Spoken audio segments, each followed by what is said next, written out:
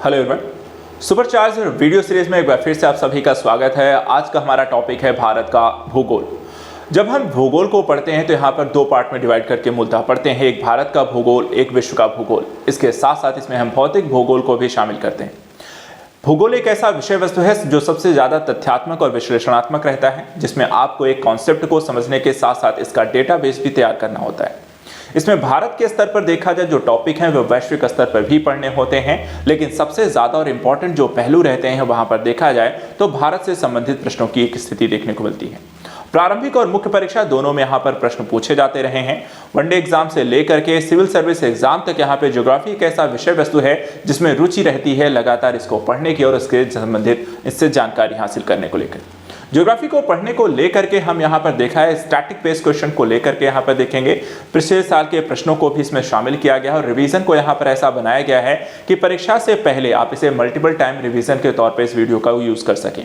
जैसे मैंने कहा, जब भी आप ज्योग्राफी को एक बार पढ़ लें तो ज्योग्राफी को पढ़ने के बाद 2 बार 3 बार रिवीजन से पहले जो एक तरीका होता है कि रिवीजन एक ऐसा पहलू है जहां पर जितनी बार आप करते हैं उतना ही आप उस विषय में बेहतर होते जाते हैं।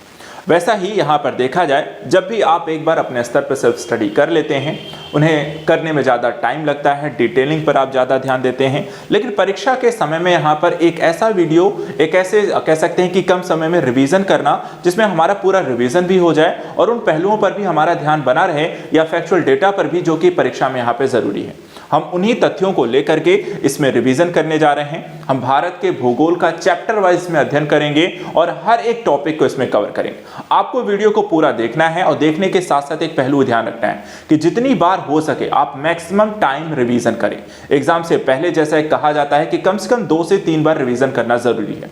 तो रिवीजन के लिए यहाँ पर आप इस वीडियो को देख सकते हैं, एक बार से ज्यादा देख सकते हैं, मल्टीपल टाइम देख सकते हैं और ये वीडियो आपको यहाँ पर किस तरीके के क्वेश्चन किस टॉपिक से आ रहे हैं उसमें भी यहाँ पर एक हेल्प करेगा। इसीलिए इसे हमने एक क्वेश्चन आंसर वाइज यहाँ पर एक चैप्टर वाइज टॉपिक के तहत यहाँ पर पूरा का पूरा सीरीज यहाँ पर तैयार कर रहे हैं। इसलिए आप ज्यादा से ज्यादा समय जो है रिवीजन के लिए इस वीडियो को जरूर दें। तो चलिए यहाँ पर देखिए, जैसे मैंने कहा चैप्टर वाइज लेकर चलेंगे, क्वेश्चन आंसर वाइज लेकर चलेंगे। यहाँ पे देखिए पहला है सामान्य परिचय का टॉपिक। जब भी आप पढ़ते हैं तो सबसे पहले ज्योग्राफी में सामान्य परिचय के बारे में देखते हैं क्या यहाँ पर आपसे पूछा जा रहा है।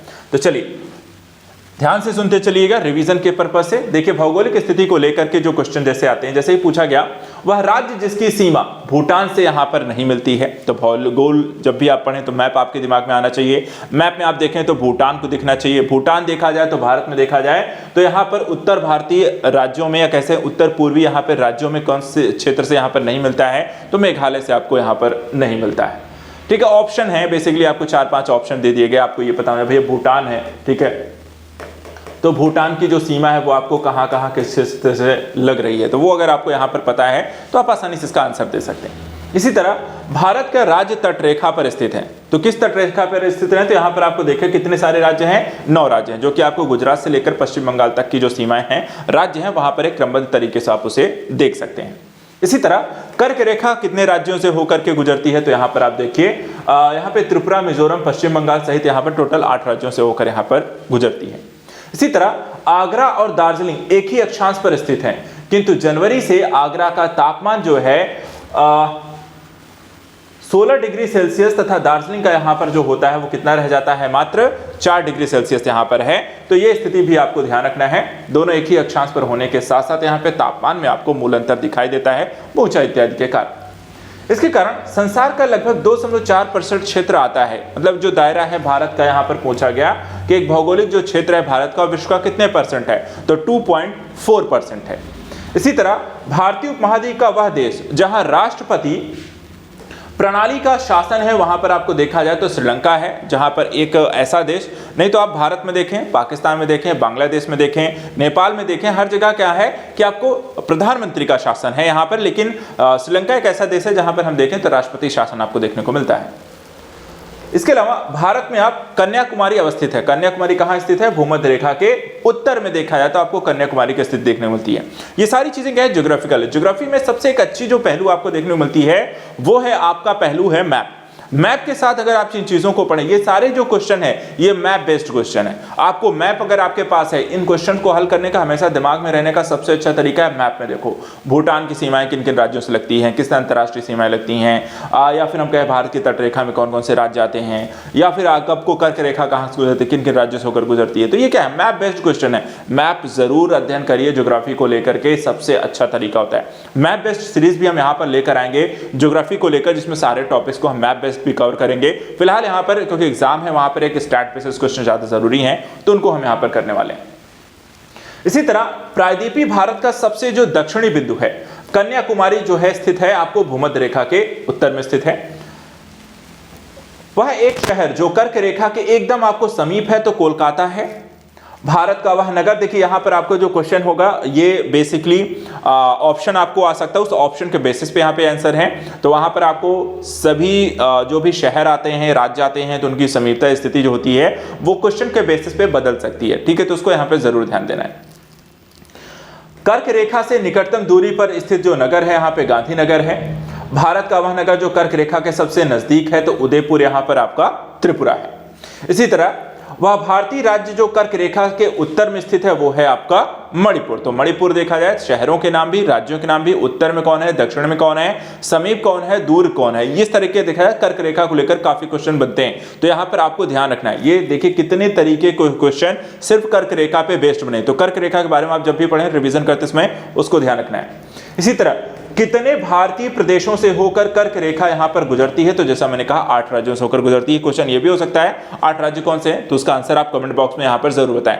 तो कुछ क्वेश्चन जो है देखिए रिवीजन करने का अच्छा तरीका है। एक यहां पर मैं आपको एक चीज बताऊंगा, पूरा यहां पर डिटेल नहीं करके, बाकी सारी चीजें क्या है रिवाइज करने के संदर्भ में यहां पर आप तुरंत उसी को रिवाइज करें। अच्छा ये यहां पर बता दें बाकी चीजें क्या है, तुरंत उसे रिवाइज करें कि क्या वो चीजें याद हैं। तो यहां पर इससे क्या होता है, एक चीज मैंने बताई, 4 चीज आपको खुद रिवाइज करना है। तो इससे मल्टीपल टाइम एक बार मेरे साथ पढ़ते पढ़ते आप भी यहां पर रिवाइज करते चलेंगे। अब जैसे यहां पर है 8 राज्य कौन से हैं, तो मेरे साथ अगर आप पढ़ते हैं तो वहीं कमेंट बॉक्स में कमेंट भी करते चलिए, लगातार कमेंट करते चलिए जो भी आपको टॉपिक आ रहा है। जो नहीं याद आ रहा है उसे तुरंत एक बुक भी साथ में रख लो, या फिर जो भी है मैप है या फिर अपने नोट्स है तुरंत पलट के देखते भी चलो। तो यहाँ पे इस वीडियो का आपको फायदा और भी होगा यदि साथ साथ यहाँ पर आप जितना भी याद है उसको कमेंट करते चलो, जो नहीं है उसको साथ में यहाँ पर तुरंत देखते चलो, ठीक है।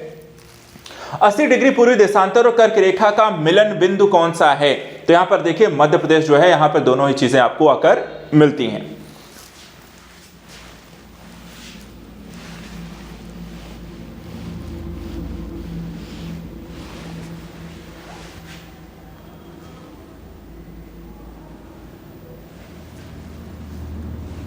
अगला क्वेश्चन है 10 डिग्री चैनल पृथक करता है किन 2 स्थानों को यहां पर एक दूसरे से पृथक करता है, तो देखिए अंडमान और निकोबार द्वीप समूह को यहां पर एक दूसरे से अलग करता है। और कौन सा है 10 डिग्री चैनल। भारत की प्रमाणिक मध्याह्न रेखा कहलाता है, तो यहां पर 82 या 82.5 डिग्री पूर्वी जो है भारत की प्रमाणिक मध्याह्न रेखा है।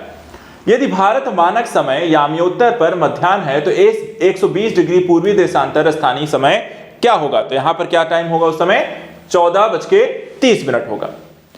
इसी तरह भारतीय मानक याम्योत्तर के सबसे नजदीक स्थित शहर कौन सा है, तो मिर्जापुर है। भारतीय मानक समय यानी कि IST लिया जाता है, कहां से लिया जाता है, तो प्रयागराज नैनी से लिया जाता है। मालदीव के साथ भारत की समुद्री सीमा बनाता है 8 डिग्री चैनल। 9 डिग्री चैनल जो अवस्थित है कहां है, तो लक्षद्वीप और मिनिकॉय के बीच है। यदि अरुणाचल प्रदेश में तिरप में सूर्योदय 5 बजे से प्रातः IST पर होता है, तो गुजरात में कांडला में सूर्योदय का समय क्या होगा, तो समय यहां पर 7 बज रहे होंगे। देखिए यहां पर ये जो टाइम होता है आपको इसके लिए अक्षांश और जो देशांतर बेसिकली जो रेखाएं हैं उनका यहां पर आपको देखना पड़ेगा, उनके माध्यम से कितने दूरी आप तय करते हैं, उसमें कितना यहाँ पे अंतर आ जाता है, कितना टाइम यहाँ पर फर्क पड़ता है। जैसे कि कई बार ये भी होता है कि ब्रिटेन में इतना टाइम हो रहा है, भारत में कितना टाइम हो रहा है, भारत में यहाँ पर न्यूयॉर्क कितना टाइम हो रहा है। तो यहाँ पे जो देशांतरी जो यहाँ पर आपको जो टाइम होता है, टाइम जोन जो होता है वो आपको पता होना चाहिए, ठीक है। और वो कैसे यहाँ पर डिफरेंस होता है, चेंज होता है, तो वो चीजें आपको ध्यान रखना है। पता है तुरंत रिवाइज करना है, नहीं पता है तुरंत जाके देखना है। भारत का वह राज्य जहां सूरज सबसे पहले दिखाई देता है, तो कौन सा है यहाँ पे, अरुणाचल प्रदेश है। अब यहाँ पे एक चीज और है, भारत का पहला राज्य जहां सूरज सबसे पहले दिखाई देता है। दूसरा ये भी हो सकता है भारत का वो कौन सा राज्य है जहां सबसे बाद में सूरज दिखता है या सबसे बाद में यहाँ पे सूरज अस्त होता है, ठीक है। तो यहाँ पर आप देखिए अरुणाचल प्रदेश आपको हो गया, पहला है, इसको ध्यान रखिएगा। भारत का दूरस्थ दक्षिणी बिंदु कौन सा है, तो यहाँ पे इंदिरा पॉइंट है, भारत में नई सहस्त्राब्दी के सूरज की पहली किरण किस देशांतर पर देखने को मिलती है? तो यहां पर देखें तो 92 डिग्री 30 मिनट यहां पर पूर्व में। भारत का ग्रीनविच कहा जाने वाला यहां पर स्थान कौन सा है? उज्जैन। रेड क्लिफ लाइन सीमा निर्धारित करती है किन किन देशों की? तो भारत और पाकिस्तान की यहां पर सीमा निर्धारण कौन सी करती है? Red Cliff line. Durand line किसके साथ भारत की सीमा का निर्धारण करती है? तो अफगानिस्तान के साथ। सूर्य की अनुलंबित किरणें कभी नहीं आपको होंगी कहां पर? श्रीनगर में। तो यहां पर ये कुछ जरूरी फैक्ट हमने देखे। अगला देखते हैं।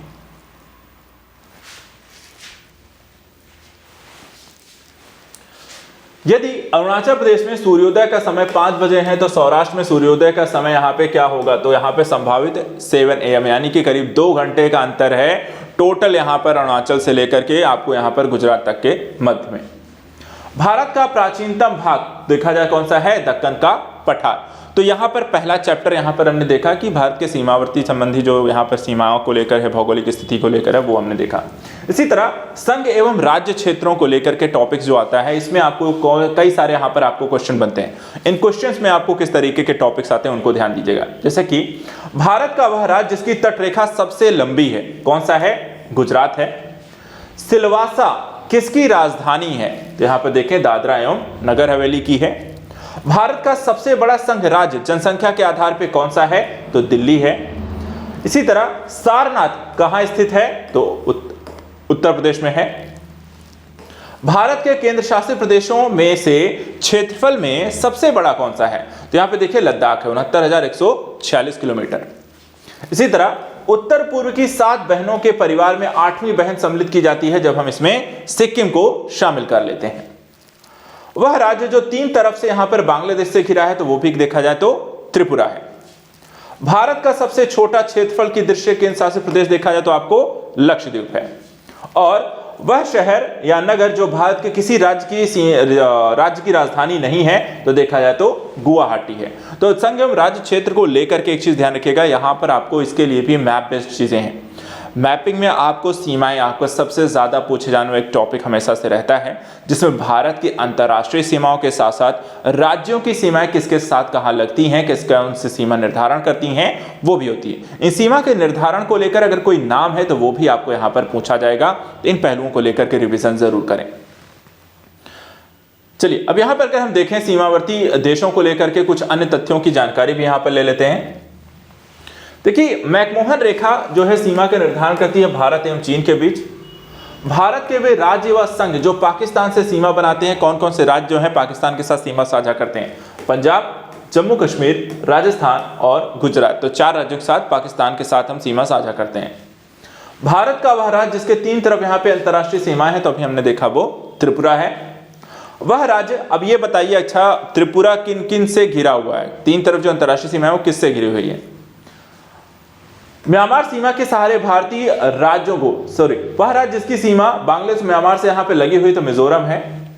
म्यांमार सीमा के सहारे भारतीय राज्यों का उत्तर से दक्षिण का क्रम आपसे पूछा जाए तो वहां पे देखिए अरुणाचल प्रदेश सबसे उत्तर में, उसके बाद नागालैंड, फिर मणिपुर और सबसे बाद में यहां पर दक्षिण में सबसे देखा जाए तो कौन सा है? यहां पर मिजोरम है। इसी तरह कुछ क्वेश्चन सुमेलित करके आए हुए, जैसे एक तरफ उन्होंने पूछ लिया कि भैया सूची में ब्लू फ्लैग प्रमाणन तट आपको दे दिए गए तो उनकी अवस्थिति कहां पर है?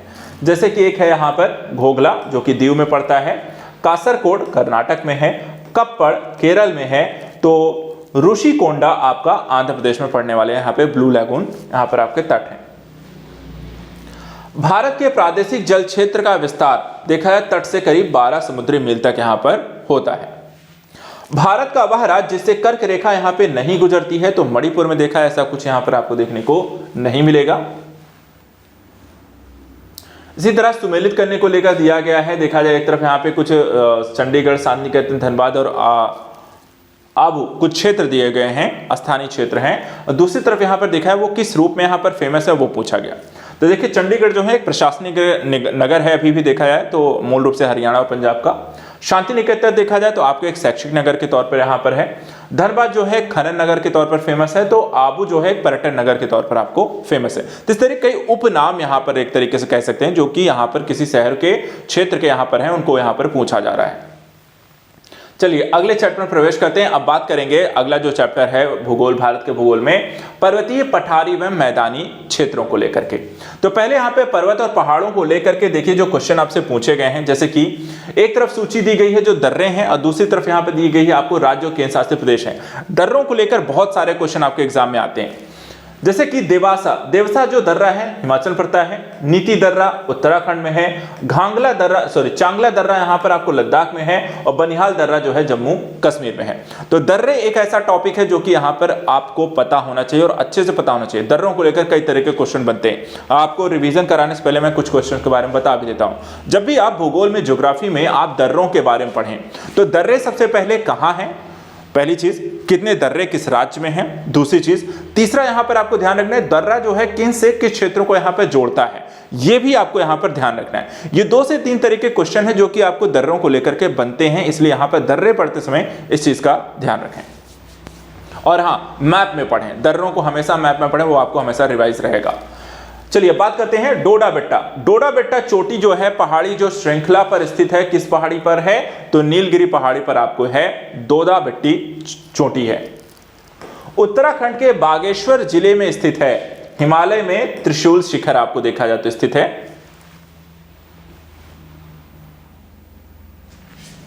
इसी तरह से एक तरफ यहां पर पहाड़ी और पर्वत दिए गए हैं तो दूसरी तरफ आपको भारतीय राज्यों में उसकी अवस्थिति के बारे में पूछा गया, जैसे कि बटेश्वर पहाड़ी है, कहां पड़ती है, भागलपुर बिहार। दूसरी है बिलारी श्रृंखला है कर्नाटक में, यहां पर तीसरा है चिन श्रृंखला है आपको मणिपुर में और चौथा है घोशी पहाड़ी है जो कि महेंद्रगढ़ आपको हरियाणा में पड़ती है।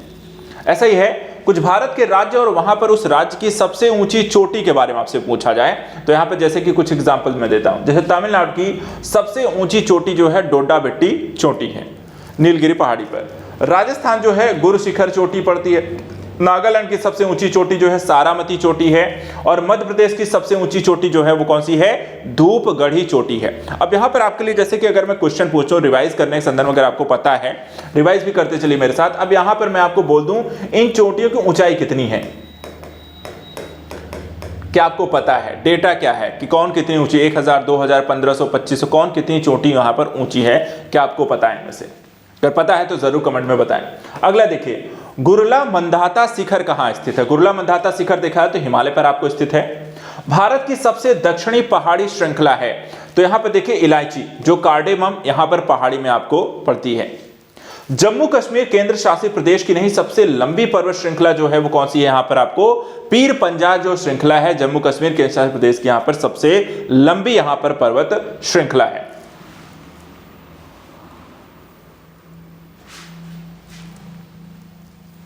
इसी तरीके से भारत में खनिज भंडार के रूप में जाना जाता है तो वहां पर धारवाड़ क्रम की जो चट्टानें हैं वहां पर आपको खनिज भंडार वहां पर बहुत ज्यादा मात्रा में आपको पाई जाती है। एक यह है घनशोत पर्वत है, इसका पूर्वी ढाल क्रमशः नीचा होता हुआ पठार है, इसका उत्तरी जो खंड है बेसाल्ट है, लावा से बना है और इससे आच्छादित है। बताइए ये किस से संबंधित है, ये जो कथन है वो किसके बारे में यहाँ पर व्याख्यायित कर रहा है, तो देखिए पश्चिमी घाट जो है आपको ये सारा जो तथ्य यहाँ पर जानकारी दी गई किससे रिलेट करता है, पश्चिमी घाट से। कंचनजंगा शिखर स्थित है, कहाँ स्थित है आपको पता है, भारत में। इसी तरह अक्षय चिन्ह का जो भाग है वो आपको लद्दाख पठार में है। वही हिमालय जो पर्यायवाची है वो देखा है तो इसका महान हिमालय है।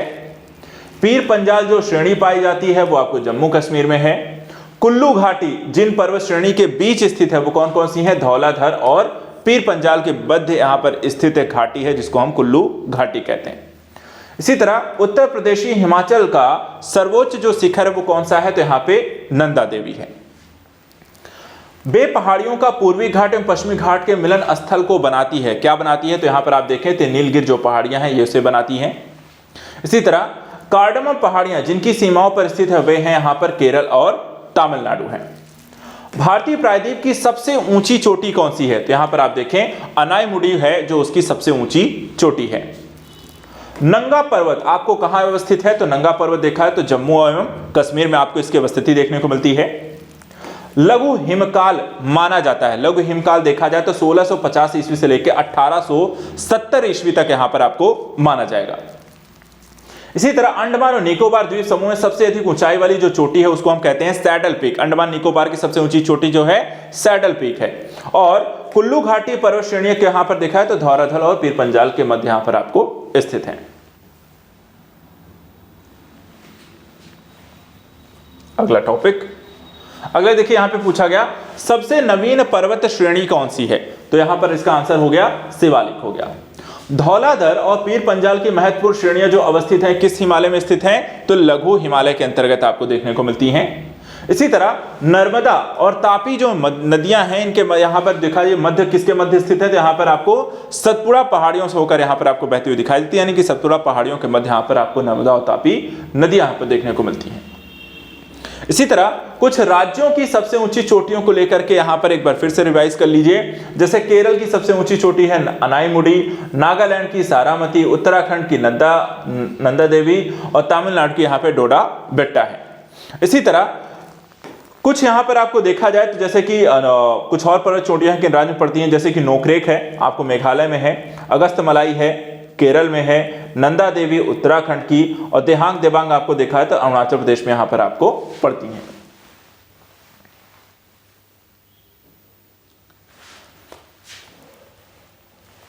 अगला इसमें देखिए मैकाल रेंज कहां स्थित है, तो ये आपको देखा है छत्तीसगढ़ में है।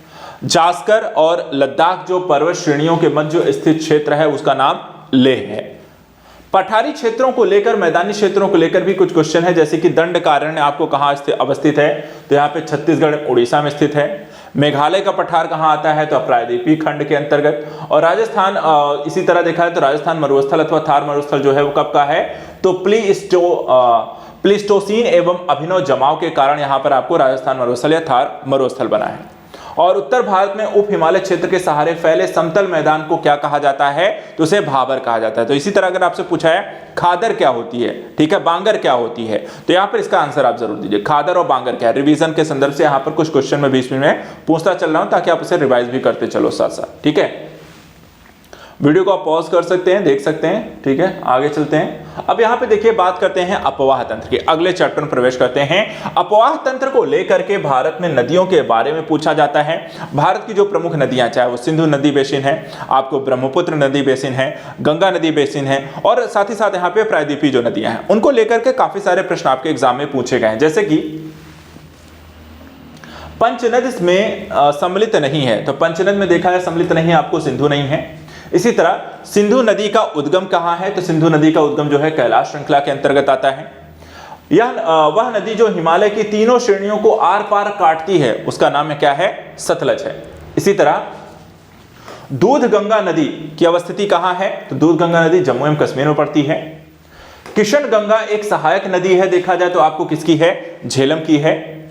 इसी तरह सोन नदी का वास्तविक जो स्रोत है वो है शहडोल जिले में अमरकंटक। हिमालय की सभी श्रेणियों को काटने वाली जो नदी यहां पर आपको देखा जाए तो सतलज है। वह नदी जिसका उद्गम भारत में नहीं है, यहां पर देखा है तो सतलज का उद्गम भारत के अंतर्गत नहीं आता है, चीन में है। वहीं व्यास और सतलज नदियों के मध्य जो फैला हुआ क्षेत्र है उसे हम कहते हैं बिस्ट दोआब का क्षेत्र। तो यहां पर सिंधु नदी बेसिन को लेकर के यहां पे ध्यान रखिएगा। क्वेश्चन ये भी हो सकता है सिंधु नदी बेसिन के अंदर कौन कौन सी नदियां आती हैं, कौन सी भारत को यहां पर मिली है, कौन सी यहां पे पाकिस्तान को मिली हैं, तो ये भी यहां पे ध्यान रखना है। और हर नदियों को लेकर टोटल यहां पे 6 नदियां आती हैं, ठीक है। तो 3 भारत को मिली हैं, 3 यहां पर पूर्वी नदियां और पश्चिमी नदियों के तौर पर इनका विभाजन है। इनका यहाँ पर उद्गम स्रोत क्या है, ठीक है, और कवर क्षेत्र इसके अंतर्गत क्या क्या आता है, ये सारी कुछ चीजें हैं जो कि आपको सिंधु नदी बेसिन को लेकर के समझना जरूरी है और क्वेश्चन के रूप में इनका ध्यान रखिएगा। ब्रह्मपुत्र नदी बेसिन को लेकर भी ऐसा यहां पर काफी सारे क्वेश्चन बनते हैं, जैसे कि वह नदी जिसमें माजुली नदी द्वीप यहां पर आपको स्थित है, तो देखा जाए तो ब्रह्मपुत्र नदी है। वह नदी पहले गंगा की सहायक नदी थी, वर्तमान में ब्रह्मपुत्र की सहायक नदी है, तो देखा जाए तो आपको तिस्ता नदी हो गई है। हिमालय की नदियों का एक प्रमुख जो गुण है वो क्या है, नदी अपहरण की एक स्थिति इसमें आपको देखने को मिलती है।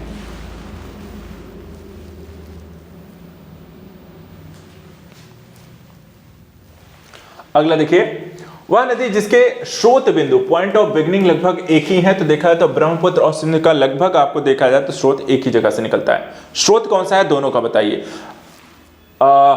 ब्रह्मपुत्र और सिंधु नदी का स्रोत का नाम क्या है, कहां से निकलती है, उस पर्टिकुलर पॉइंट का यहां पे नाम क्या है।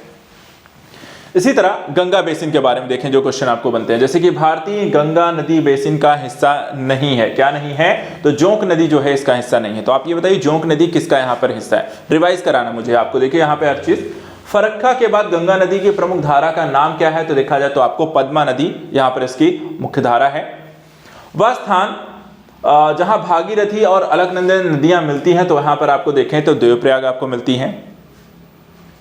अध्यारोपित नदी का यहाँ पर आपको उदाहरण कौन सा है? तो चंबल नदी जो है एक अध्यारोपित नदी का उदाहरण यहाँ पे देखने को मिलती है। बेतवा नदी यहाँ पर आपको मिलती है किसकी? तो यहाँ पर यमुना नदी की यहाँ पर बेतवा जो है सहायक नदी है। वह नदी जिसके तट पर बद्रीनाथ का प्रसिद्ध यहाँ पर मंदिर है। तो अलकनंदा नदी के किनारे कौन सा धाम पड़ता है? बद्रीनाथ धाम। गंगा नदी किस तरीके का उदाहरण है? तो देखा जाए तो एक पूर्ववर्ती नदी, अपवाह तंत्र का यहाँ पर एक तरह का उदाहरण जो है आपको गंगा नदी है।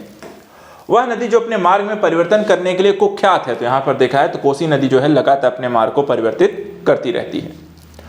वह नदी जिसके तट पर गोरखपुर यहाँ पर स्थित है, तो राप्ती नदी के किनारे आपको गोरखपुर नगर बसा है। गंगा नदी के एकमात्र सहायक नदी जिसका उद्गम जो है मैदान में है, तो यहाँ पे गोमती जो नदी का मैदान नी स्रोत जो है, सॉरी गंगा नदी जो है उसका स्रोत जो है उद्गम मैदानी है। सहायक देखा जाए तो यहाँ पर आपको गंगा नदी के यहाँ सहायक प्रवाह धारा उत्तरी दिशा में देखा है तो सोन है। गंगा के सहायक जिसका प्रवाह उत्तरी दिशा में आता है सोन, ठीक है, तो यहाँ पर ये हमने देख ला। अब यहाँ पे बात करते हैं, चलिए गोदावरी नदी बेसिन के बारे में, जो कि दक्षिण भारत की यहाँ पर है। गोदावरी नदी के संदर्भ में कुछ नदियां और उनके यहाँ पे स्रोतों को सबसे पहले देख लेते हैं। जैसे कि यमुना का जो स्रोत है उद्गम स्थल यमुनोत्री बंदरपूंछ, कृष्णा नदी का महाबलेश्वर महाराष्ट्र, गोदावरी का त्र्यंबकेश्वर नासिक और महानदी का सिहावा पहाड़ी यहाँ पर आपको पड़ता है, ठीक है।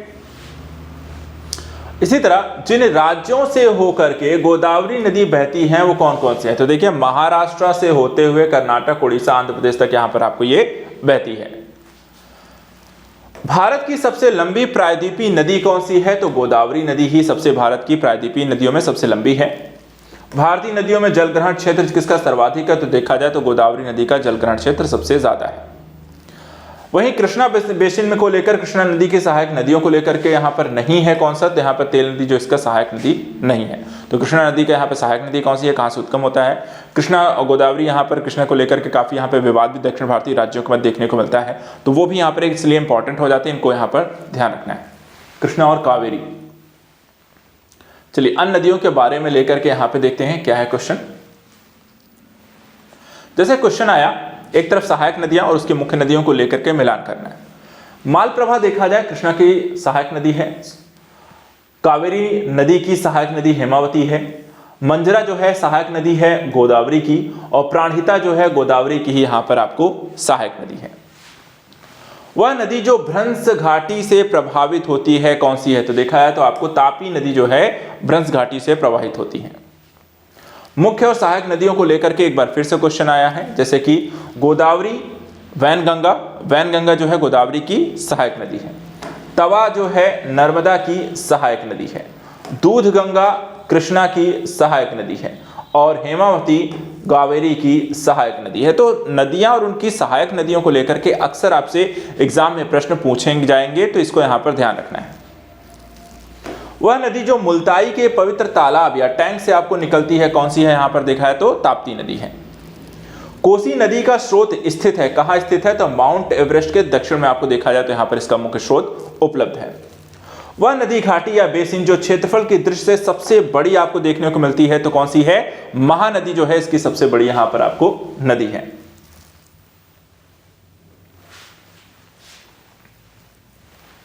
इसी तरह वह भारतीय नदी का युग्म जो भ्रंश घाटी से होकर बहती है आपको देखा है तो नर्मदा एवं तापी है। सही सुमेलित करते हैं, एक तरफ यहाँ पे नदी घाटी परियोजनाएं हैं, दूसरी तरफ यहाँ पे नदी पर उसकी अवस्थिति है। तो कौन कौन से नदी घाटी परियोजनाएं किस नदी पर यहाँ पर बने हैं? जैसे कि रिहंद परियोजना है जो कि आपको किस नदी पर है? तो रिहंद पर है। नागार्जुन सागर परियोजना जो है कृष्णा नदी पे बना है। माता टीला यहाँ पे परियोजना जो है बेतवा नदी पे बनी है, और पोचमपात जो परियोजना है वो आपको गोदावरी नदी पर बनी है। अगला क्वेश्चन देखते हैं, मन्नार की खाड़ी में गिरने वाली नदी यहां पर कौन सी है? तो वैगाई है। वहीं पश्चिम वाहिनी नदी जो दो पर्वत श्रेणियों के बीच से बहती है तो देखा जाए आपको नर्मदा। रिफ्ट घाटी से होकर बहने वाली नदी नर्मदा। और भारतीय नदी जो एस्चुरी यहां पर आपको बनाती है वो है तापी।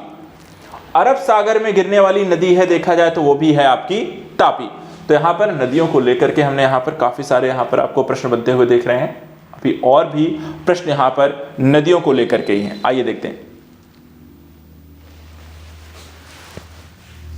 अब इसमें देखिए, अमरकंटक के से उद्गम होने वाली नदी आपकी कौन सी है, तो यहां पर आपको नाम उसका है नर्मदा। नर्मदा को लेकर काफी सारे प्रश्न आपके एग्जाम में बन रहे हैं। गंगा नदी है, गोदावरी है, कृष्णा है, कावेरी है, यमुना है, गंगा है और साथ ही साथ सिंधु और ब्रह्मपुत्र। इन नदियों के पूरे नदी तंत्र को पढ़ना, इनकी सहायक नदियां कौन सी हैं, कहाँ से निकलती हैं, कौन से प्रमुख शहर इनके किनारे हैं, ठीक है, इनका जल ग्रहण क्षेत्र आपको कितना है और उनसे संबंधित तथ्य, कौन से प्रमुख नगर इनके किनारे हैं, कौन सा अपना मार्ग बदलती है, कौन यहाँ पर रिफ्ट घाटी से होती है, पहाड़ों से होकर निकलती है, उद्गम स्रोत क्या है। तो ये मतलब एक नदी के बारे में आप जब पढ़ें तो ये इंपॉर्टेंट नदी तंत्र हैं और यहाँ पर इनको लेकर के ही आपको प्रश्न बनते हैं, या तो उनके बारे में, उनकी सहायक नदियों के बारे में यहाँ पर आपको लगातार प्रश्न बनते हुए आप देख रहे हैं। ज्वार नदमुख बनाने वाली नदी तो देखा जाए तो आपको नर्मदा है। नर्मदा जो है सतपुड़ा श्रेणी और विंध्य श्रेणी, दो श्रेणियों के यहाँ पर्वत श्रेणियों के मध्य से होकर गुजरती है या बहती है, प्रवाहित होती है। कावेरी नदी का देखा जाए आपको उद्गम पूछ लिया गया, तो जो कि आपको ब्रह्मगिरी पहाड़ी से होकर निकलती है।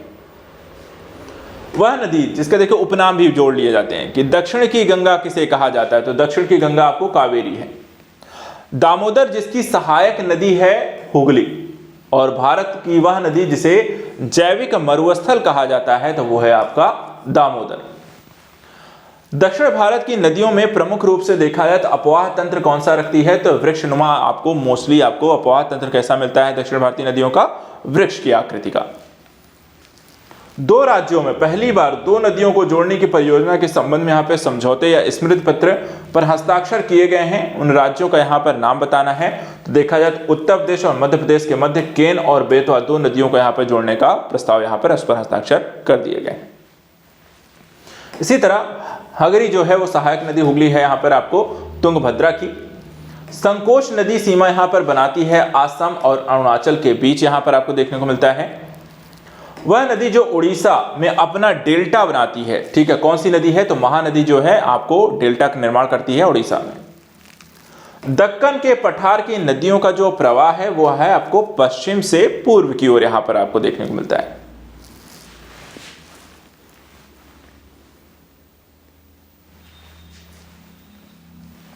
अगले इसमें देखिए दो सूचियां यहां पर आपको दी गई हैं, जैसे कि गंगा जो है यहाँ पे सोन जो है गंगा की सहायक नदी है, मंजरा जो है गोदावरी की सहायक नदी है, भीमा जो है कृष्णा की सहायक नदी है, तो केन जो है वो आपको यमुना की सहायक नदियां हैं। नदियों के किनारे प्रमुख नगरों या शहरों को लेकर के क्वेश्चन भी यहां पर आपको बने हैं, जैसे कि विष्णुप्रयाग किन नदियों के संगम पर स्थित है, तो देखिए जाए धौली गंगा और अलकनंदा के संगम पर स्थित शहर है आपका विष्णु गंगा। इसी तरह धौली स्थित है किस नदी किनारे पर, तो भुवनेश्वर यहाँ पर है, धौली नदी किनारे आपको बसा हुआ शहर भुवनेश्वर है। लेह जो अवस्थित है कहाँ पर है, सिंधु नदी के दाएं तट पर। नासिक की अवस्थिति कहाँ है, गोदावरी नदी के किनारे है। औरंगाबाद जो शहर का पुराना नाम जो था वो खिड़की था, और अहमदाबाद अपनी स्थापना की जयंती यहाँ पर मना रहा है 600वीं। तो यहाँ पर ये क्वेश्चन जो है आपसे पूछे गए। नदियों के बाद अब देखा जाए अपवाह तंत्र को पढ़ने के बाद अगला जो टॉपिक यहाँ पे ज्योग्राफी में हम देखने वाले हैं वो है तटीय भाग एवं द्वीप समूहों को लेकर के, ठीक है। तो अलग अलग भागों को लेकर के यहाँ पर एक एक करके हम पढ़ेंगे, भारत के अलग अलग भाग, उनकी स्थिति, अवस्थिति और उनसे होने वाले यहाँ पे प्रश्नों की स्थिति। सबसे पहले पूर्वी भाग को लेकर देखते हैं। पूर्वी भाग में हम देखें तो कोरोमंडल तट पर अवस्थित नगरीय केंद्र कौन सा है, यहाँ पर देखिए नागापट्टिनम।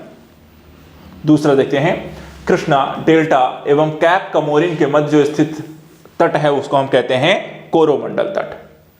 श्रीहरिकोटा जो द्वीप किसके निकट यहां पर आपको अवस्थित है, पुलिकट झील के, ठीक है। तो यहां पर ध्यान रखिएगा श्रीहरिकोटा द्वीप समूह जो है पुलिकट झील के पास यहां पर अवस्थित है। पूर्वी घाट के साथ साथ पश्चिमी घाट को लेकर भी आपसे क्वेश्चन बने हैं, जैसे कि कोरी क्रीक निवेशिका स्थित है कहां, यहां पर आप देखिए कच्छ के रण। इसी तरह केरल का कुट्टानाड या कुट्टानाडु जो प्रसिद्ध है किसके लिए? भारत का न्यूनतम ऊंचाई वाला यहां पर आपको ये क्षेत्र है। इसके बाद वह राज्य जिसमें औसत समुद्र तल के संदर्भ में न्यूनतम ऊंचाई वाला बिंदु यहां पर आपको अवस्थित है, केरल है। द्वीप समूहों की चलिए बात करते हैं। द्वीप समूहों को देखें तो अंडमान और निकोबार द्वीप समूह का एक द्वीप यहां पर नहीं है, वो कौन सा है? अमीन द्वीपी समूह। भारतीय द्वीपों में से वह द्वीप जो भारत एवं श्रीलंका के मध्य यहां पर आपको स्थित है वो कौन सा है? रामेश्वरम है। वहीं भारत का सर्वाधिक आबादी वाला जो द्वीप यहां पर है वो कौन सा है आपको? सालसेट। सालसेट यहां पर देखा है आपको, प्राचीनतम यहां पर द्वीप है।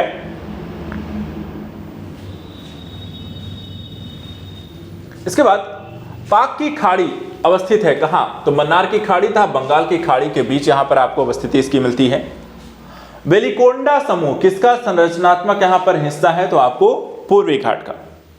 सूची 1 में देखा है आपको द्वीप दे दिए जाएंगे, सूची 2 में यहां पर आपसे पूछा जाए उनकी अवस्थिति आपको कहां है। तो अगर आपको द्वीपों की सही स्थिति नहीं पता है तो आप इस क्वेश्चन को शायद ना कर पाए। जैसे कि पूछ लिया गया वेयंत शाखोधर ये कहां पड़ता है? तो यहां पर आपको देखें कक्ष की खाड़ी। ऐसे ही एक है पिरम। पिरम जो पड़ता है आपको खंबात की खाड़ी में है।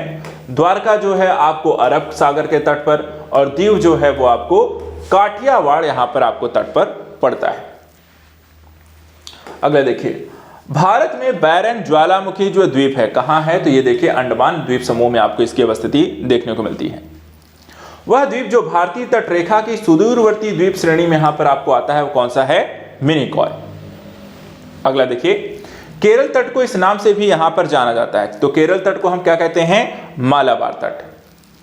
भारत का वह शैल समूह जो अधिकतम मात्रा में कोयला प्रदान करता है कौन सा समूह है आपको? गोंडवाना समूह में सबसे ज्यादा कोयला प्रदान करता है। वेलिकोंडा समूह संरचनात्मक हिस्सा किसका है? तो यहां पर पूर्वी घाट का। तो ये हो गया आपके कुछ जो क्वेश्चन है द्वीपों, तटों इत्यादि को लेकर के। अब बात करेंगे भारत की कुछ प्रमुख घाटियां, प्रपात एवं झीलों को लेकर के।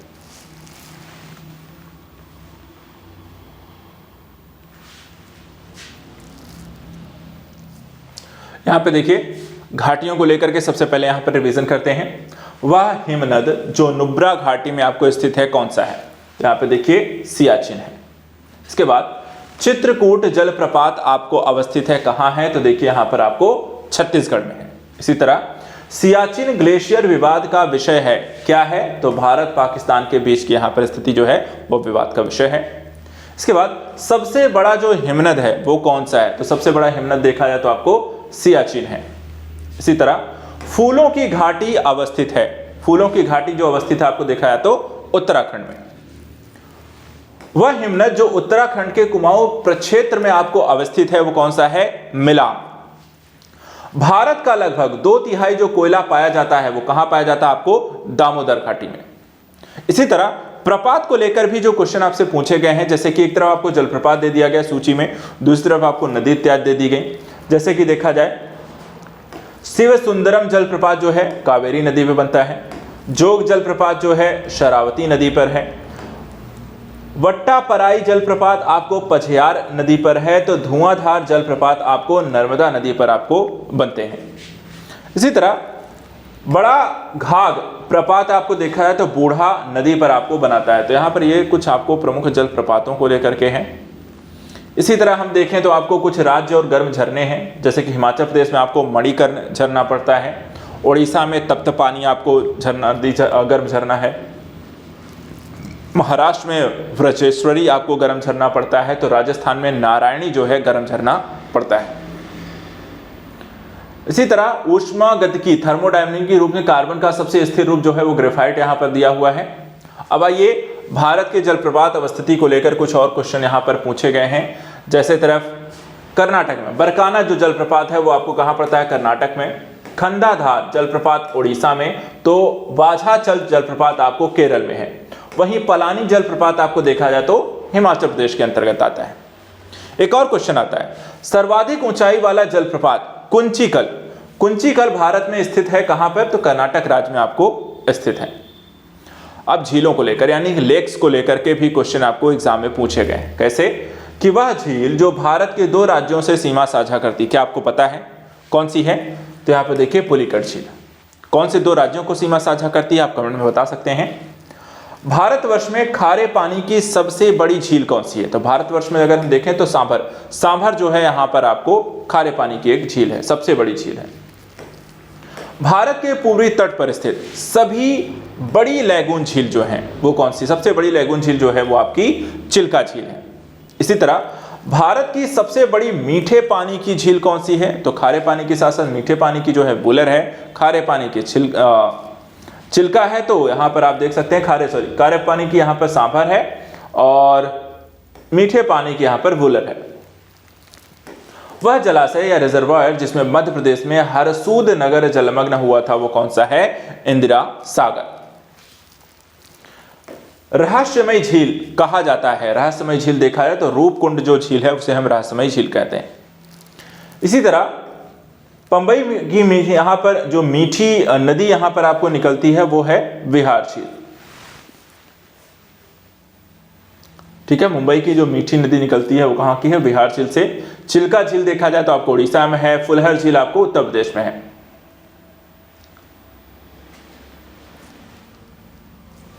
इसी तरह एक तरफ आपको हिमनद है, दूसरी तरफ उसकी अवस्थिति को लेकर से क्वेश्चन हो सकते हैं, जैसे कि सियाचिन हिमनद जो है वो आपको नुब्रा घाटी में है, बैफो हिमनद जो है आपको ब्राब्र हुलोह घाटी में है, बारा शिगरी हिमनदी जो है वो देखा जाए तो आपको कहां पड़ता है? चंद्र घाटी में है। तो वहीं सोना पानी जो हिमनदी आपको पड़ता है चंद्र घाटी लाहौल स्पीति में यहां पर है।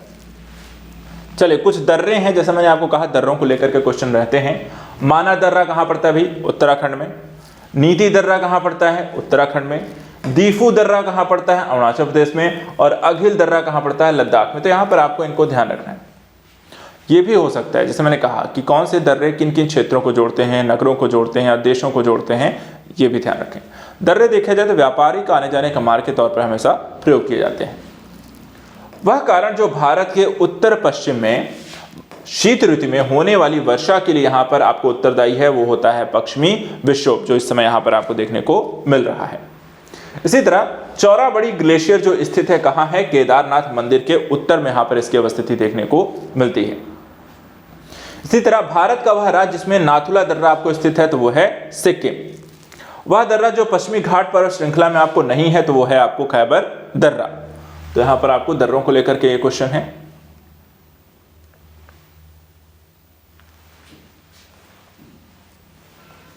इसी तरह देखिए नाथुला जो दर्रा है वो राज्य है में स्थित है, देखा जाए तो सिक्किम है। वह दर्रा जो लेह जाने का यहां पर रास्ता है तो जोजिला है। 2006 में नाथुला जिन देशों के बीच सीमा पार व्यापार के लिए पुनः खोला गया वो है चीन। तो चीन देखा है, नाथुला कौन सा है? भारत और चीन के मध्य व्यापार का मार्ग है नाथुला दर्रा। रोहतांग दर्रा जो अवस्थित है कहां पे? हिमाचल प्रदेश में। इसी तरह कुछ दर्रे और उससे संबंधित राज्यों को लेकर के अगर हम देखें तो बनिहाल जो दर्रा है वो है जम्मू एवं कश्मीर में, रोहतांग जो दर्रा है वो हिमाचल प्रदेश में है, नाथुला जो दर्रा है वो सिक्किम में है और बोमडिला जो दर्रा है वो आपको अरुणाचल प्रदेश में। इसी तरह सीप किला यहाँ पे जो दर्रा आपको है वो है हिमाचल प्रदेश में। मानसून और वर्षा एक ऐसा टॉपिक जो कि एग्जाम में यहाँ पर भी काफी सारे तथ्यात्मक जो जानकारी उसे परिपूर्ण है, क्वेश्चन बन रहे हैं। जैसे यहाँ पे देखिए भारत में मानसून की उत्पत्ति करने वाली पवन कौन सी है? तो दक्षिण पश्चिम मानसून। भारत की जलवायु का प्रभुत्व जो है वो है मानसून, मूल रूप से यहाँ पर उसे प्रभावित रहता है, उसी पर आधारित रहता है।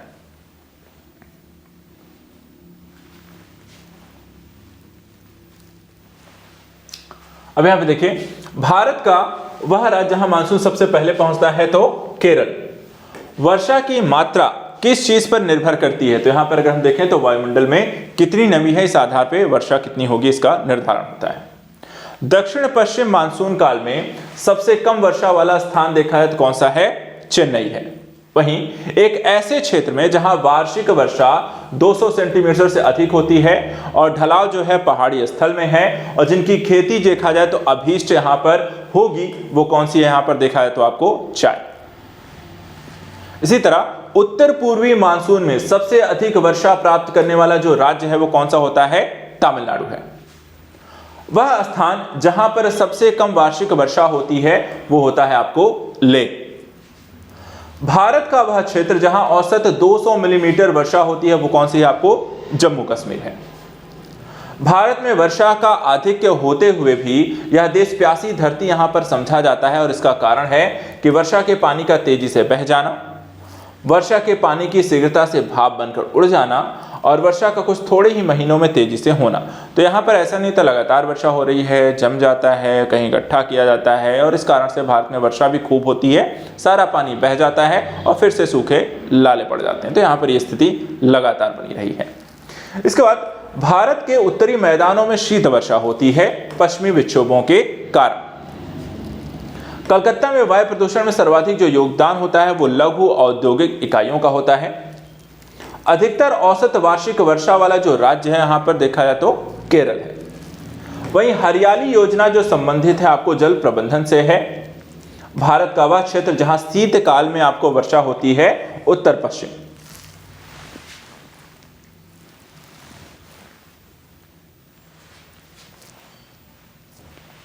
अगले देखिए, पुनर्भरण योग्य भौम जल संसाधन में सबसे संपन्न राज्य देखा जाए तो आपको पश्चिम बंगाल है। पूर्वी हिमालय की तुलना में ट्री लाइन का ऊंचाई मान पश्चिमी हिमालय में यहां पर देखा है तो आपको कम है। वहीं शुष्कता दशा संबंधित होती है आपको निम्न आर्द्रता के कारण। भारत में वर्षा की उच्चतम मात्रा वाला राज्य या स्थान कौन सा है? स्थान देखा जाए तो आपको मासिनराम है। इसी तरह तड़ित मेघ कहते हैं, तड़ित मेघ किसे कहते हैं? तो यहां पर कपासी वर्षा को यहां पे तड़ित मेघ कहते हैं। लौटती मानसून से वर्षा होती है, यहां पर देखा कोरोमंडल तट पर आपको अच्छी खासी वर्षा होती है। भारतीय मानसून उस समय यहां पे प्रबल होती है जब ला नीना भी यहां पर आपको प्रबल होता है, तो मानसून भी यहां पर आपको अच्छा होता है और एल नीनो के आने से कमजोर हो जाता है। चलिए वन को लेकर के, फॉरेस्ट को लेकर के किस तरीके के क्वेश्चन आए हैं वो देखते हैं। ठीक है, तो टॉपिक वाइज, चैप्टर वाइज यहां पर हम पूरा इसे रिवीजन कर रहे हैं। अधिकतर रेगिस्तानी पौधे रात के समय पुष्पित होते हैं क्योंकि रेगिस्तानी कीड़े रात के समय यहां पर सक्रिय होते हैं। भारत में उष्णकटिबंधीय सदाबहार जो वन का होता है वो कौन सा है? मालाबार तट। इसी तरह भारतीय वन सर्वेक्षण रिपोर्ट के अनुसार भारत का वह राज्य जिसमें भौगोलिक क्षेत्र का यहां पर सर्वाधिक प्रतिशत वन क्षेत्र है वो कौन सा? यहां पर देखा जाए तो मिजोरम है। इसी तरह सदाबहार वन आपको पाया जाता है, सदाबहार वन देखा जाए तो आपको कहां पाया जाता है? पश्चिमी घाट में। इसी तरह भारत का वह राज्य जहां सागवान का वन यहां पर आपको पाया जाता है वो कौन सा है? मध्य प्रदेश। भारत में अति सघन वनों का सर्वाधिक क्षेत्र जिस राज्य में आपको पाया जाता है वो कौन सा है? यहां पर देखा जाए तो अरुणाचल प्रदेश में आपको सघन वन पाए जाते हैं।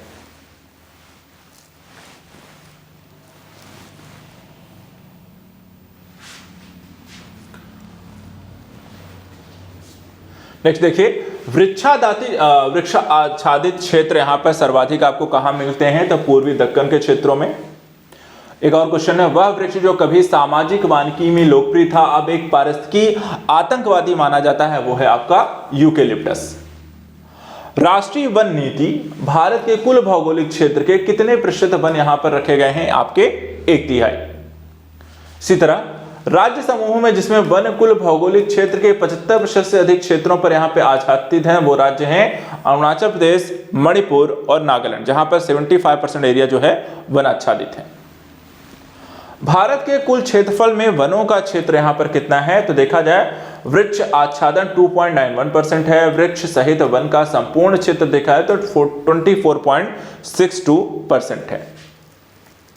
नीलगिरी की मेघ बकरियां पाई जाती हैं कहां पर? इराविकुलम राष्ट्रीय पार्क में।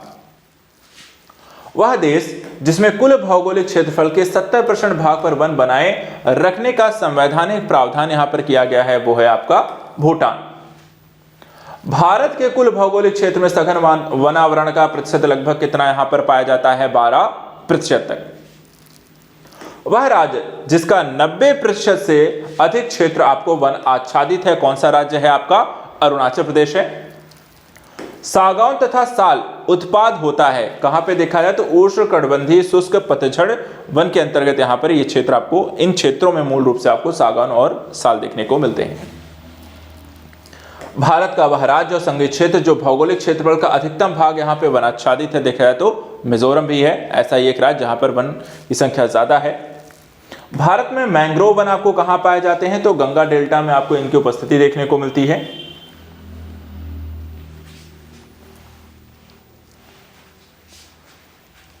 वह राज्य जिसमें वनाच्छादित भूमि का अधिकतम प्रतिशत यहां पर आपको मिलता है अरुणाचल प्रदेश है, जहां पर आपको सबसे ज्यादा एक वनों की स्थिति है, अर्थात मूल रूप से उत्तर पूर्वी राज्यों में आपको वनों की स्थिति अच्छी खासी देखने को मिलती है। इसके बाद वह राज्य जिसमें अनेक भौगोलिक क्षेत्रफल के प्रतिशत के हिसाब से न्यूनतम वनाच्छादित है वो है आपका उत्तर प्रदेश। अगला देखते हैं प्राकृतिक आपदाओं के बारे में। प्राकृतिक खतरों से मनुष्य को नुकसान पहुंचाने की सबसे अधिक जो संभावना होती है वो कौन सी है? तो अकाल और बाढ़ देखा है तो ये सबसे ज्यादा आपको इसमें संभावना रहती है। इसके बाद भारत का वह क्षेत्र जो उच्च तीव्रता की भूकंपीय मेखला यानी कि जोन ऑफ हाई सेस्मिक में यहां पर आपको नहीं आता है, वो यहां पर आपको है कर्नाटक पठार। भारतीय उपमहाद्वीप का उत्तर पश्चिम प्रदेश भूकंप ग्रहणशील है, जिसका कारण देखा है तो आपको प्लेट टेक्टोनिक की क्रिया होती है। भारत को भूकंपीय जोखिम अंचलों में विभाजित किया जाता है कितने भूकंपीय जोन में? 4 में। किस प्रजाति के विलुप्त माना जाता है जब वह अपने प्राकृतिक आवास में यहां पर नहीं पाया जाता है? तो लगभग 50 वर्ष तक कोई व्यक्ति कोई यहां पर जीव है अपने प्राकृतिक आवास में नहीं पाया जाएगा, उसे हम विलुप्त मान लेते हैं। भारत का सबसे अधिक बाढ़ग्रस्त वाला राज्य आपको बिहार है, वहीं सर्वाधिक प्राकृतिक आपदाएं जो आती हैं वो आपको उड़ीसा में आती हैं। चलिए अगला चैप्टर यहां पर अब ज्योग्राफी में एक और चैप्टर जो आपको देखने को मिलता है जिसके बारे में आप पढ़ते हैं चट्टान या शैल या मृदा के बारे में। ये एक ऐसा टॉपिक है जिसमें आपको भूकंप के साथ साथ आपकी चट्टानें किससे बनी हैं, उनका निर्माण, उनका स्थल, भारत के किस क्षेत्र में किनकी कैसी उपस्थिति है, इनको लेकर के प्रश्न यहाँ पर आपको बनता है। राज्यों के संदर्भ में, यहाँ पर खनिजों के संदर्भ में आपको ये भी प्रश्न आपको बनते हैं। चलिए आइए देखते हैं चट्टानों को लेकर के आने वाले प्रश्न, जैसे कि मिट्टी और उनसे संबंधित राज्य।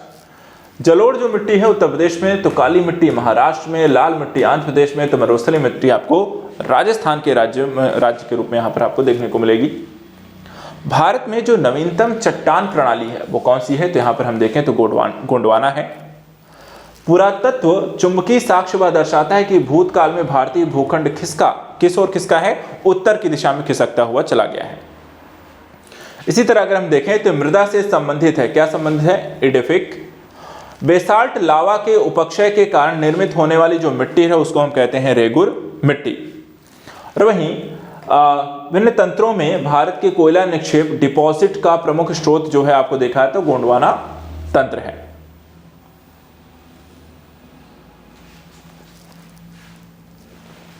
इसी तरह भारत के निम्न शैल तंत्रों में लौह अयस्क के प्रमुख जमाव वाला पाया जाने वाला जो क्षेत्र है या तंत्र है वो कौन सा है? धारवाड़ तंत्र। प्रायद्वीपीय भारत हिमयुगों में वह युग जिसमें हिमानीकृत यहां पर हुआ था वो था प्लीस्टोसीन हिमयुग। विंध्य शैलों में जिसका वृहद भंडार पाया जाता है वो देखा जाए तो आपको है चूना पत्थर।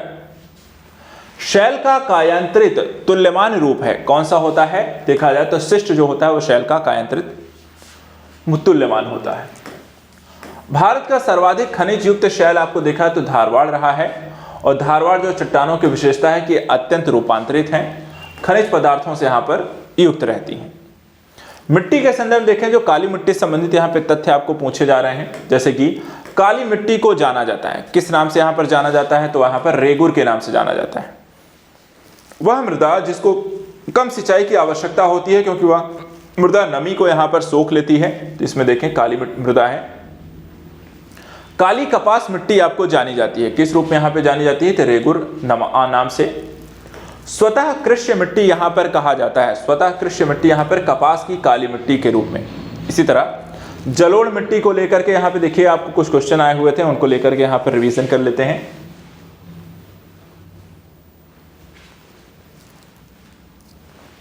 एक तरफ मिट्टी है, दूसरी तरफ राज्य है, जैसे कि जलोढ़ मिट्टी उत्तर प्रदेश में, काली मिट्टी महाराष्ट्र में, लेटराइट मिट्टी केरल और असम में, और लाल मिट्टी देखा है तो आपको तमिलनाडु में पाई जाती है।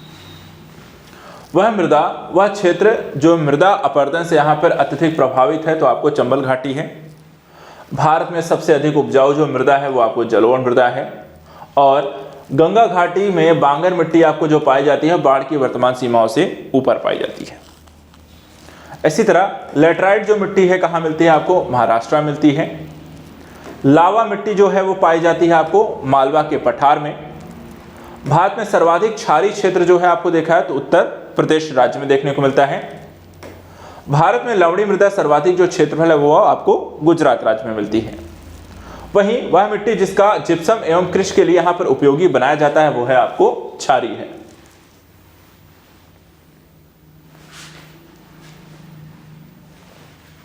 इसी तरह भारतीय मृदाओं में जिस सूक्ष्म तत्व की सर्वाधिक कमी है वो है आपको देखा जाए तो जस्ता है। भारत का वह क्षेत्र जहां मृदा अपरदन की समस्या गंभीर है, शिवालिक पहाड़ियों के पाद क्षेत्र में इनकी उपस्थिति देखने को मिलती है। ह्यूमस, ह्यूमस किसका यहां पर उदाहरण है तो ये देखा जाए आपको जैविक कोलाइड। अब बात करते हैं सिंचाई एवं नदी घाटी परियोजनाएं। गोंडवाना संस्तरों में पाई जाती है। गोंडवाना संस्तरों में देखा जाए तो आपको प्राकृतिक गैस पाई जाती है। घाट प्रभा नहर परियोजना जो स्थित है कहां पर है, कर्नाटक में है। उकाई नहर परियोजना आपको स्थित है गुजरात में। नीरा नहर परियोजना आपको स्थित है महाराष्ट्र में। तो तुलबुल परियोजना जो आपको स्थित है आपको झेलम नदी पे है।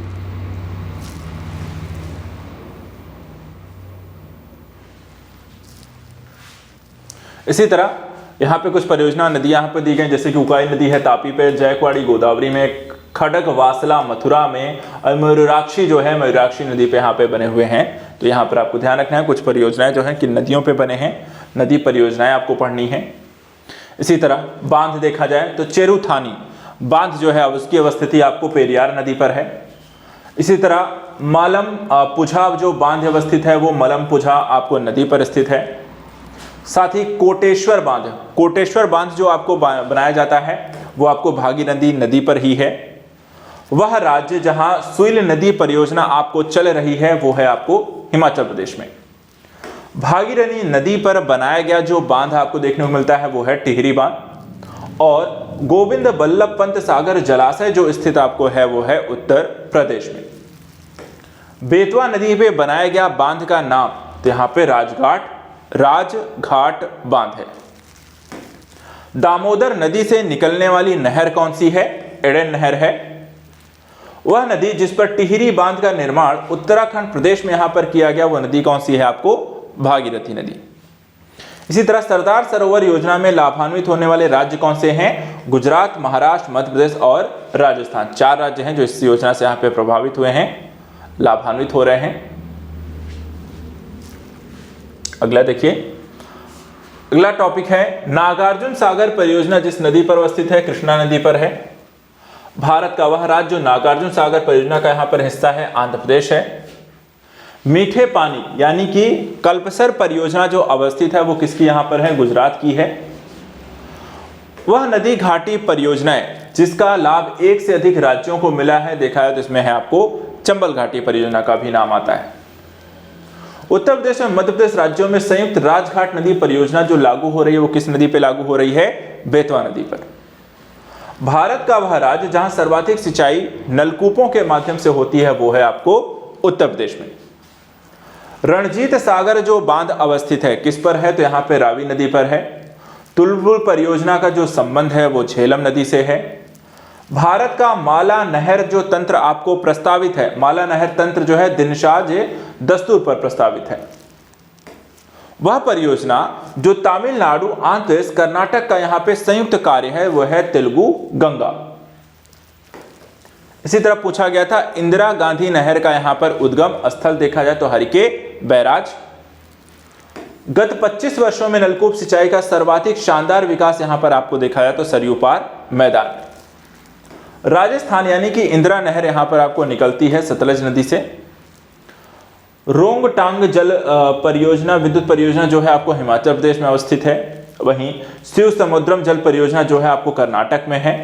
जबकि रानी लक्ष्मीबाई बांध यहां पर आपको स्थित है जो है बेतवा नदी पर है।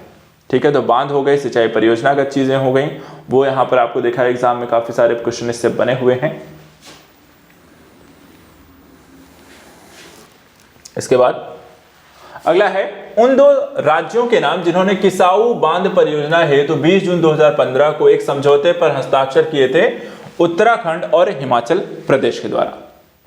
बगलिहार परियोजना अवस्थित है। बगलिहार परियोजना अगर हम देखें तो चिनाब नदी पर स्थित है।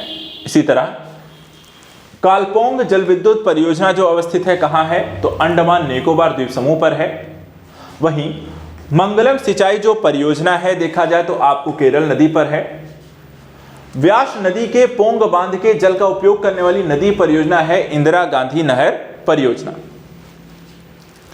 सेतु समुद्रम परियोजना जो जोड़ती है वो किसको जोड़ती है, तो मन्नार की खाड़ी को पाक की खाड़ी से जोड़ने का काम करती है। वहीं फरक्का बैराज का निर्माण जो हुआ है वो आपको देखा जाए तो हुगली में पर्याप्त जल प्रवाह बनाए रखने हेतु यहां पर हुआ है। बकिंघम नहर का यहां पर मुख्य कार्य क्या है, बकिंघम नहर का देखा है मुख्य काम आपका सिंचाई और नौकागमन है। उसके बाद बड़े बांध बनाने का जो विरोध किया जाता है क्योंकि इसमें आपको देखा है प्राकृतिक असंतुलन यहां पर आपको पैदा होता है। सबसे बड़ी यहां पर सिंचाई परियोजना कौन सी है, आपको भाखड़ा नांगल है। वहीं इंदिरा गांधी नहर के जल का जो स्रोत यहां पर देखने को मिलता है वो सतलज एवं ब्यास है।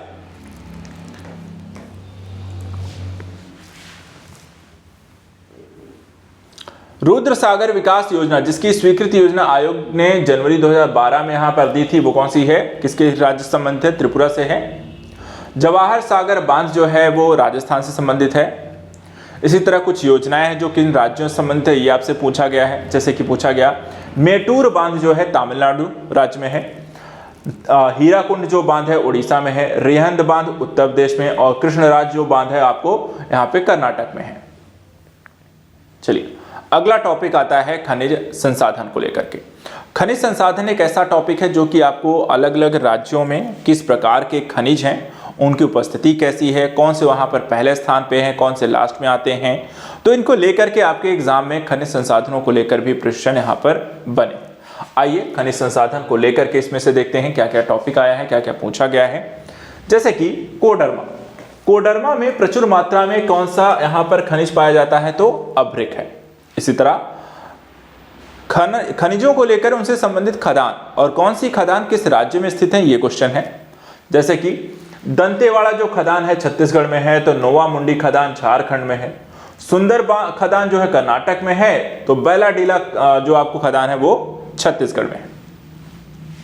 इसी तरह कुछ खनिज और उससे संबंधित खाने आपको पूछ ली गई। जैसे कि तांबा जो खनिज है ये आपको तलोजा या तरेगांव खान से यहाँ पर आपको खनन की जाती है। लौह अयस्क का खनिज जो है ये बैलाडीला खान से यहाँ पर इसको निकाला जाता है। मैग्नीज खनिज जो है आपको बालाघाट खान से निकाला जाता है, और अभ्रक जो खनिज है वो आपको नेल्लोर खादान से यहाँ पर निकाली जाती है। खान मंत्रालय की वार्षिक रिपोर्ट 2020-21 के अनुसार 2 राज्य भारत में लौह अयस्क में प्रमुख हैं, उसमें से एक है उड़ीसा और दूसरा है छत्तीसगढ़। तो उड़ीसा छत्तीसगढ़ में सबसे ज्यादा लौह अयस्क का यहाँ पर उत्पादन हो रहा है। छत्तीसगढ़ में कोरबा का जो महत्व है एल्युमिनियम उद्योग के कारण यहाँ पर सबसे ज्यादा एल्युमिनियम उद्योग जो है आपको कोरबा के क्षेत्र में यहाँ पर छत्तीसगढ़ में देखने को मिल रहे हैं।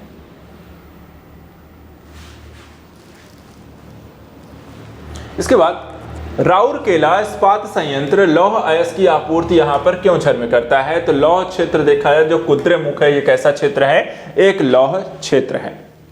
छोटा नागपुर जो औद्योगिक क्षेत्र का विकास संबंधित है किससे है, तो लौह अयस्क की यहां पर खोज से है।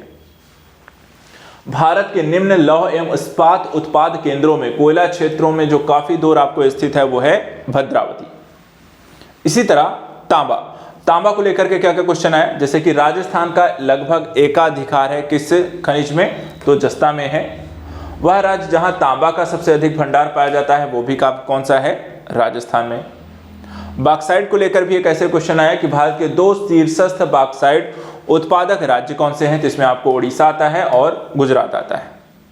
कोयला को लेकर के जो क्वेश्चन यहाँ पर आए हैं, जैसे कि भारत की कोयला खानों का पूर्व से पश्चिम दिशा में व्यवस्थित जो क्रम है वो कौन सा है, रानीगंज, बोकारो, विश्रामपुर और आदिलाबाद। इसी तरह भारत में लिग्नाइट कोयला का सबसे बड़ा जो क्षेत्र आपको कौन सा आपको जिसमें मिलता है, नैवेली। तो यहाँ पे नाम जरूर इसका इन सभी का ध्यान रखना है।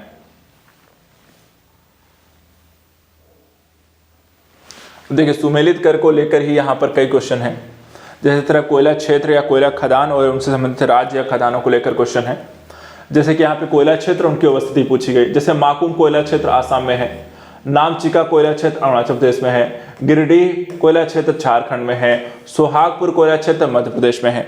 एक और क्वेश्चन यहाँ पे देखिए दूसरा है, जैसे कि कोयला खदान और भारत के राज्य, तो झिलमिल कोयला खदान छत्तीसगढ़ में, कर्णपुरा कोयला खदान झारखंड में, रामपुर हिमगिरी कोयला खदान उड़ीसा में और सोहागपुर कोयला खदान आपको मध्य प्रदेश में। इनको मैप में भी आप बना सकते हैं, याद रह सकता है, इनको याद रखना आसान हो जाता है अगर आप मैपिंग में देखते चलें, या आप मल्टीपल टाइम जरूर यहाँ पर रिवीजन में इस वीडियो का जरूर कर लीजिएगा। कोयला क्षेत्र रणजीत घाटी सिक्किम राज्य में है, तंदूर कोयला क्षेत्र तेलंगाना में है, बरेरा कोयला क्षेत्र महाराष्ट्र में है और ललमटिया कोयला क्षेत्र आपको झारखंड में है।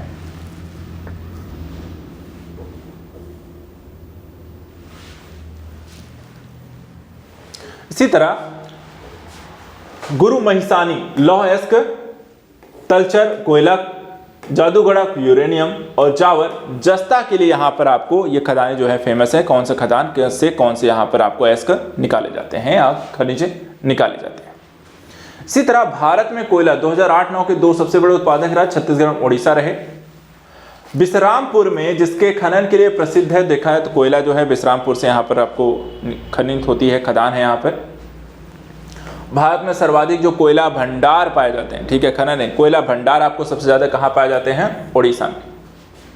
भारत के कोयला उत्पादन में छोटा नागपुर का योगदान कितना है, तो यहाँ पर देखिए करीब 60% कोयला छोटा नागपुर पठार से निकलती है। वह राज्य जहां लिग्नाइट कोयला के यहाँ पर आपको विशालतम भंडार स्थित है वो है आपको तमिलनाडु में। भारत में टिन का अग्रगण्य उत्पादक कौन है, तो यहां पर आप देखें छत्तीसगढ़ है। कोयले का सर्वाधिक उपयोग होता है, तो कोयले का सर्वाधिक उपयोग देखा है ऊर्जा उत्पादन होता है। नामचिक नामफुक कोयला क्षेत्र भारत में कहां पर स्थित है, अरुणाचल प्रदेश में है। भारत में कोयले का सबसे बड़ा उत्पादक राज्य कौन सा है, यहां पर आप देखें तो छत्तीसगढ़ है। और झझरिया कोयला क्षेत्र यहां पर आपको झारखंड में है, झरिया, ठीक है। भारत में लिग्नाइट कोयले का सर्वाधिक जमाव देखा है तमिलनाडु में है। भारत में दो अग्रगण्य कोयला उत्पादक जो राज्य हैं उड़ीसा और छत्तीसगढ़ हैं। शैल तंत्रों में भारत के कोयला निचयों का मुख्य स्रोत देखा जाए तो आपको गोंडवाना क्षेत्र है। भारत में सर्वाधिक मोटा कोयला स्तर आपको जो पाया जाता है वो झरिया कोयला क्षेत्र में है। अब फिर से देखिए कोयला क्षेत्र उनकी अवस्थिति पूछी गई, जैसे कि तालचेर ये महानदी घाटी में है, कर्णपुरा दामोदर घाटी में है, सिंगरौली सोन घाटी में है और सिंगरेनी गोदावरी घाटी में आपको पाए जाते हैं। तो कोयला संबंधित हो गया। अब बात करते हैं अभ्रक को लेकर के, तो देखा जाए तो भारत अभ्रक का सबसे बड़ा उत्पादक राज्य जो है वो है आंध्र प्रदेश। भारत विश्व में अग्रणी है तो देखा जाए अभ्रक उत्पादन में। भारत सबसे बड़ी जो अभ्रक है मेखला पाई जाती है वो हजारीबाग, गया और मुंगेर में। भारत का वह राज्य जो कच्चे अभ्रक का अग्रणी उत्पादक राज्य है वो भी देखा जाए तो आपको आंध्र प्रदेश है। चलिए तो अब बात कर लेते हैं यहां पे सीसा और जस्ता को लेकर के। इसमें देखिए भारत में जस्ते का अधिकतम जो उत्पादन है वो आपको राजस्थान में है। खदानों को लेकर के देखा है, खेतड़ी खदान तांबा संबंधित है, तो गिरिडीह खदान कोयला संबंधित है, सुंदरगढ़ खदान लौह अयस्क से संबंधित है, कोरापुट खदान बॉक्साइट से संबंधित है। एक अधात्विक जो खनिज नहीं है वो कौन सी है देखा जाए तो एपेटाइट। भारत में हीरो का प्रमुख उत्पादक जो राज्य है मध्य प्रदेश है यहां पर। अब यहां पे देखिए एक और क्वेश्चन यहां पे आया हुआ है, एक तरफ खनिज अन्वेषण अभिकरण है और दूसरी तरफ यहां पर उनका मुख्यालय है। जैसे कि तेल एवं प्राकृतिक गैस आयोग जो है नई दिल्ली इसका मुख्यालय है, खनिज अन्वेषण निगम लिमिटेड नागपुर इसका मुख्यालय है, राष्ट्रीय खनिज विकास निगम हैदराबाद इसका मुख्यालय है, राष्ट्रीय एल्यूमिनियम कंपनी इसका मुख्यालय भुवनेश्वर है।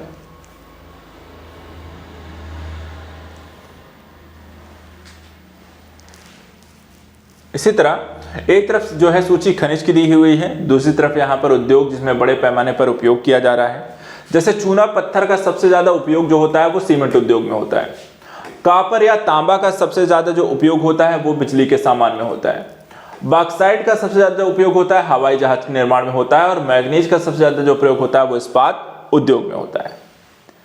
अब ये बताइए जैसे भारत का वह राज्य जो मैग्नीज का सर्वाधिक उत्पादन करता है वो कौन सा है, तो यहां पर देखिए मध्य प्रदेश है। इसी तरह भारत में वाणिज्यिक ऊर्जा का प्रधान होता है? कौन होता है? यहां पर देखा है तो कोयला होता है।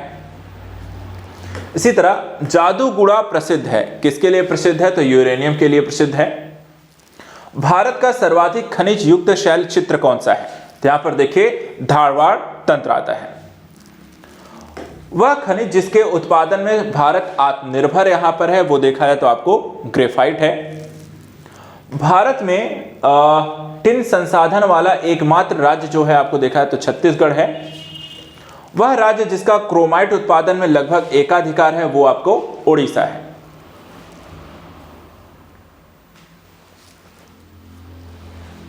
इसके बाद भारत आपूर्ति में आत्मनिर्भर है, किसमें? थोरियम में। भारत में मोनोजाइट पाया जाता है केरल में। भारत का वह राज्य जो एस्बेस्टस का सर्वाधिक उत्पादन करता है आंध्र प्रदेश।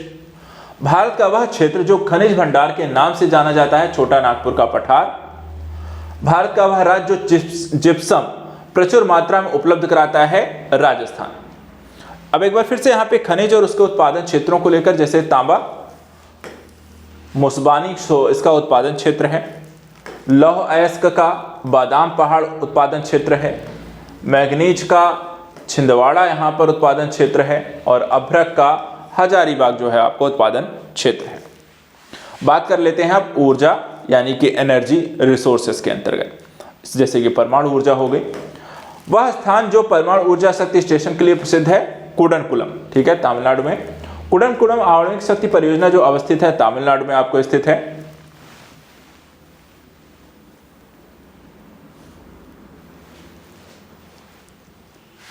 इसी तरह कल्पक्कम जो प्रसिद्ध है वो परमाणु शक्ति संयंत्र के रूप में यहां पर आपको प्रसिद्ध है। भारत में कुल उत्पादित विद्युत में परमाणु शक्ति का भाग लगभग 3.3% है। भारत में प्रचुर मात्रा में उपलब्ध नाभिकीय जो ईंधन है उसका नाम है थोरियम। चलिए बात कर लेते हैं कुछ प्रमुख यहाँ पर परमाणु शक्ति केंद्रों की, और साथ ही साथ वहां पर वो किस राज्य में स्थित हैं। जैसे कि कल्पक्कम है। कल्पक्कम आपको कहां पड़ता है? तमिलनाडु में। नरोरा कहां पड़ता है? उत्तर प्रदेश में। काकरपारा यहां पर कहां पड़ता है? गुजरात में। तो ट्राम्बे आपको देखा जाए तो महाराष्ट्र में आता है। अब यहाँ पे सूची 1 को 2 से यहाँ पर उसका स्थान कौन सा है और वहां पर किस कार्य के लिए यहाँ पर फेमस है, इसको लेकर के यहाँ पर आपसे अगर पूछा जाए, जैसे काकरापारा में क्या होता है तो यहाँ पे न्यूक्लियर पावर प्लांट है। पोखरण में क्या हुआ था तो परमाणु बम का विस्फोट स्थल है। थुम्बा में क्या है तो रॉकेट मोचन केंद्र है। और श्रीहरिकोटा देखा जाए तो उपग्रह मोचक स्टेशन है। अब बताइए भारत के पहले परमाणु शक्ति स्टेशन की स्थापना कहां हुई थी? तारापुर, महाराष्ट्र में। भारत के कुल विद्युत उत्पादन में परमाणु शक्ति के द्वारा विद्युत उत्पादन का भाग लगभग यहां पर कितना है तो मात्र 2% है। अब आज ये बात करते हैं यहां पर पवन ऊर्जा और पनबिजली ऊर्जा के संदर्भ में। इनको लेकर के क्या क्वेश्चन आपके एग्जाम में बनते हैं, जैसे कि शिव समुद्रम एवं कल्पक्कम क्रमशः जो है जल शक्ति और नाभिकीय ऊर्जा के लिए यहाँ पर प्रसिद्ध है। पवन ऊर्जा की एशिया की सबसे बड़ी परियोजना जिसकी क्षमता करीब 150 मेगावाट की है वो कौन सी है? यहाँ पर तमिलनाडु है। पवन ऊर्जा के उत्पादन में प्रथम स्थान रखने वाला जो राज्य कौन सा है? यहाँ पर तमिलनाडु है। पनबिजली ऊर्जा के बारे में अगर हम बात करें यहाँ पर हाइड्रो इलेक्ट्रिसिटी, भारत में सर्वाधिक ज्वारी शक्ति उत्पादक यहाँ पर तटीय जो क्षेत्र यहाँ पर है वो कौन सा है? खंभात की खाड़ी या खंभात तट। बीनापन की मल्टी प्रोडक्ट पाइपलाइन परियोजना की कुल लंबाई यहां पर देखा है तो कितनी है? 356 किलोमीटर।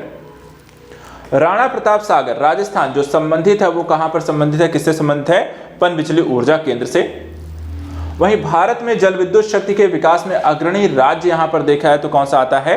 कर्नाटक है। जल विद्युत गृह स्थित यहां पर है कोयना में।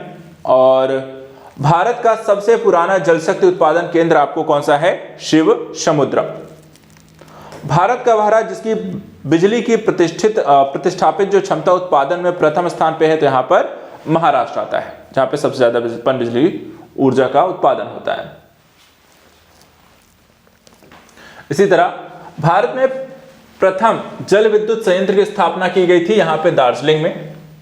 भारत में प्रथम जल विद्युत पावर स्टेशन स्थापित किया गया था सिड्रा पांग में। इसी तरह नापथा झाकड़ी जल विद्युत परियोजना जो स्थित है वो है सतलज नदी में। सफेद कोयला कहा जाता है जल विद्युत शक्ति के रूप में। वहीं समुद्री लहरों से विद्युत बनाने का भारत का पहला जो संयंत्र आपको अवस्थित है वो कहां पर है? केरल। चलिए अब बात करते हैं यहां पर तापीय ऊर्जा को, जो कि यहां पर थर्मल पावर प्लांट है, कोयला से जो निर्मित होते हैं। तो कोयला आधारित जो बिजली संयंत्र जो उत्तर प्रदेश में यहां पर आपको स्थित है, दादरी और सिंगरौली में। एनटीपीसी की सबसे जो पुरानी इकाई है वो भी यहां पर देखा है तो आपको सिंगरौली में स्थित है। ताप विद्युत गृह और उससे संबंधित राज्यों की अगर हम बात करें तो बाढ़ बिहार में, लारा छत्तीसगढ़ में, कुडगी कर्नाटक में और गाडर वारा जो है मध्य प्रदेश में, यहाँ पर कुछ ताप विद्युत यहाँ पर गृह हैं और उनसे संबंधित ये राज्य हैं। भारत में प्रमुख शक्ति परियोजनाएं, कोयला आधारित शक्ति परियोजना भी सबसे ज्यादा हिस्सा है इलेक्ट्रिसिटी उत्पादन, वो किसका है? कोयले से उत्पादित होती है बिजली। भारत में ऊर्जा उत्पादन सर्वाधिक जो अंश है उसमें यानी कि थर्मल पावर प्लांट का है। कुंडनकुलम सुपर थर्मल पावर स्टेशन जो अवस्थित है वो यहाँ पर आपको देखा जाए तो तेलंगाना में, Ramagundam super thermal power plant जो है वो आपको तेलंगाना में है।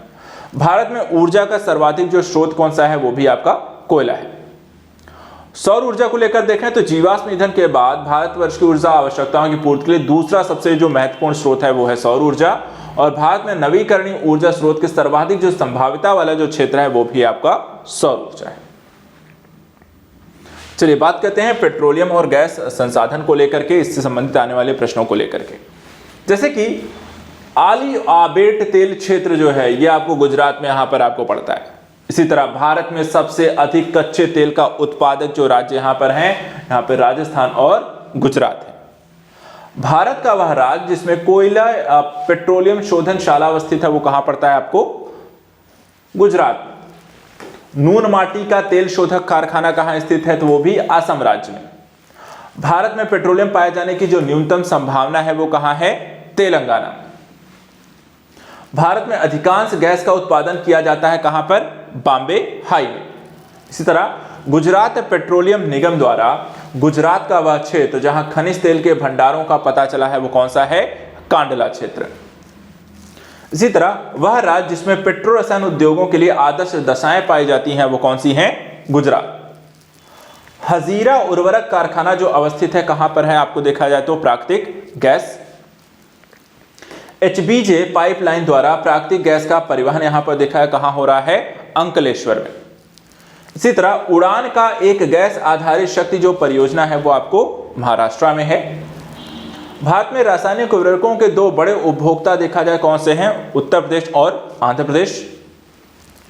वह प्राधिकरण जिसके द्वारा हजीरा, बीजापुर, जगदीशपुर एनएचबीजे गैस पाइपलाइन यहां पर निर्मित की गई थी वो कौन सी है? Gas authority of India limited यानी कि गेल के द्वारा।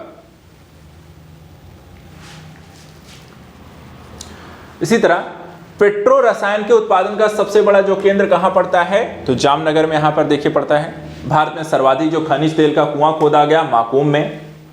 इसी तरह 9 ग्राम तेल क्षेत्र कहां स्थित है? तो गुजरात में है। अंकलेश्वर देखा है पेट्रोल के भंडार के लिए प्रसिद्ध है। रिलायंस इंडस्ट्रीज लिमिटेड के द्वारा भारत का वह भाग जहां प्राकृतिक गैस के प्रचुर भंडार आपको मिलते हैं कौन सा है? आंध्र क्षेत्र का तटीय क्षेत्र। गुजरात में जहां हाल ही में तेल पाया गया वो क्षेत्र कौन सा है? तो देखा जाए तो अंकलेश्वर है। अब देखिए एक तरफ यहाँ पे तेल शोधनशाला है, दूसरी तरफ राज्य है। ये क्वेश्चन कई बार आते हैं। इसमें देखिए कोयली ये आपको गुजरात में है, बरौनी आपको बिहार में है, करनाल आपको हरियाणा में है और हल्दिया यहाँ पर आपको पश्चिम बंगाल में है। तो ये सभी की सभी क्या है? तेल शोधनशाला है। पेट्रोल के भंडार हेतु जो प्रसिद्ध है वो क्या होते हैं? अंकलेश्वर यहाँ पर देखा है पेट्रोल भंडारों के लिए प्रसिद्ध है।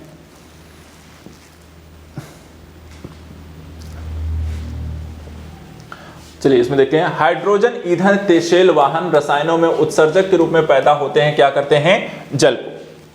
वाणिज्यिक ऊर्जा के स्रोत देखा जाए तो तेल और गैस हैं। वह पेट्रोलियम उत्पादक क्षेत्र जो गुजरात राज्य में स्थित नहीं है तो देखा जाए तो मोरन है। मोरन बताइए कहां पड़ता है? ये पेट्रोलियम उत्पादक क्षेत्र ये कहां पड़ता है? इसका आंसर आप बताएं कमेंट बॉक्स में। भारत का सबसे बड़ा पेट्रो रसायन कारखाना स्थित है कहां है? तो यहां पर देखें गुजरात। चलिए अब यहाँ पे 2 क्वेश्चन हैं सही सुमेलित करने को लेकर। जो पहला है यहाँ पे देखिए एक तरफ नगर है, दूसरी तरफ यहाँ पे उससे संबंधित उद्योग है। जैसे कि अहमदाबाद जो है सूती वस्त्र उद्योग के लिए प्रसिद्ध है, तो राउरकेला देखा है लौह इस्पात के लिए है, कपूरथला जो है रेल कोच के लिए, तो बरौनी जो है आपको तेल शोधन के लिए यहाँ पर प्रसिद्ध है। इसी तरह इस उद्योग और उत्पादन केंद्रों के रूप में जैसे ऑटोमोबाइल के लिए यहाँ पर गुरुग्राम हरियाणा फेमस है, एल्युमिनियम के लिए अलुपुरम केरल फेमस है, पटसन के लिए जगतदल पश्चिम बंगाल, और रेशम के लिए चन्ना पटना कर्नाटक जो है यहाँ पर इन चीज़ों का उत्पादन होता है। ऐसे ही और उद्योग और व्यापारों को यहाँ पर हम देखने वाले हैं, कौन कौन से प्रमुख उद्योग हैं, किन किन क्षेत्रों में उत्पादन हो रहा है, उनका यहाँ पर स्थिति क्या है। ठीक है, इसमें देखिए एक तरफ यहाँ पे जो है लौह इस्पात उद्योगों के बारे में जानकारी है, जैसे कि लोहा एवं इस्पात कारखाना जो कच्चे माल के समीप यहाँ पर नहीं है, तो यहाँ पर देखिए सेलम है। भारत का वह नगर जहाँ प्रथम कृत्रिम रबर संयंत्र लगाया गया है वो कौन सा है, यहाँ पर आपका पानीपत है। भारत के सबसे बड़ी तेल शोधनशाला कौन सी है, यहाँ पर आप देखें तो जामनगर है। वह देश जिसका सहयोग बोकारो स्थित कारखाने में यहाँ पे प्राप्त किया गया है वो कौन सा है, सोवियत संघ है। हिंडाल्को जो स्थापित है, कहां स्थापित है, तो देखा जाए तो रेणुकूट में। भिलाई स्टील प्लांट भारत सरकार तथा किसी एक का संयुक्त उपक्रम यहां पर है, कौन सा है, देखा जाए तो रूस का है। इसी तरह स्टील अथॉरिटी ऑफ इंडिया की स्थापना का वर्ष देखा है 24 जनवरी 1973 है। वहीं भारत सरकार ने एल्यूमिनियम कंपनियों में किस एक शहर को नवरत्न का स्टेटस यहां पे दिया हुआ है, तो नालको को ये नवरत्न का स्टेटस मिला हुआ है। हिंदुस्तान केबल्स फैक्ट्री जो अवस्थित है वो कौन सा है, तो रूपनारायणपुर में यहां पर देखा इसकी अवस्थिति है। नेक्स्ट आइए देखते हैं कृषि आधारित उद्योगों को लेकर के। तो पहला देखिए, वह मसाला जिसको मसालों का राजा कहा जाता है वो है आपको काली मिर्च। भारत में केसर जो है मुख्यतः उगाई जाती है, कब उगाई जाती है, तो यहाँ पर देखिए कहाँ उगाई जाती है, कश्मीर में। इसी तरह उर्वरक कारखानों में इफ्को के द्वारा संचालित यहाँ पर देखा है तो नहीं होता है, वो है सिंदरी। नेपानगर जिस उद्योग के लिए यहाँ पर जाना जाता है वो कौन सा है, आकबारी कागज। वह राज्य जिसमें सर्वाधिक कागज आपको मिले हैं वहां पश्चिम बंगाल में, और अब यहाँ पर देखा तो महाराष्ट्र में सबसे ज्यादा कागज की मिले हैं, कारखाने हैं। भारत में चीनी का सबसे बड़ा उत्पादक जो राज्य कौन सा है, महाराष्ट्र है। जबकि भारत में चीनी के जो प्रथम 3 अग्रणी उत्पादक राज्यों की बात करें, उत्तर प्रदेश, महाराष्ट्र और कर्नाटक है। शक्कर नगर चीनी का एक प्रमुख उत्पादक जो केंद्र है वो है यहाँ पर तेलंगाना में। भारत में रबर उद्योग जो स्थित है मुख्यतः आपको पंजिम में है। भारत का सबसे बड़ा रबर उत्पादक जो राज्य है वो है आपका केरल। भारत में मिल निर्मित कपड़े सर्वाधिक उत्पादन जो होते हैं वो होते हैं गुजरात से। वह उद्योग जो जौ सेवा के क्षेत्र उद्योग यहां पर नहीं है वो है शिक्षा। जो सेवा क्षेत्र उद्योग में शिक्षा जो है सेवा सेक्टर के अंतर्गत नहीं आता है। भारत के लिए सबसे अधिक विदेशी मुद्रा कमाने वाला जो उद्योग है वो है चाय।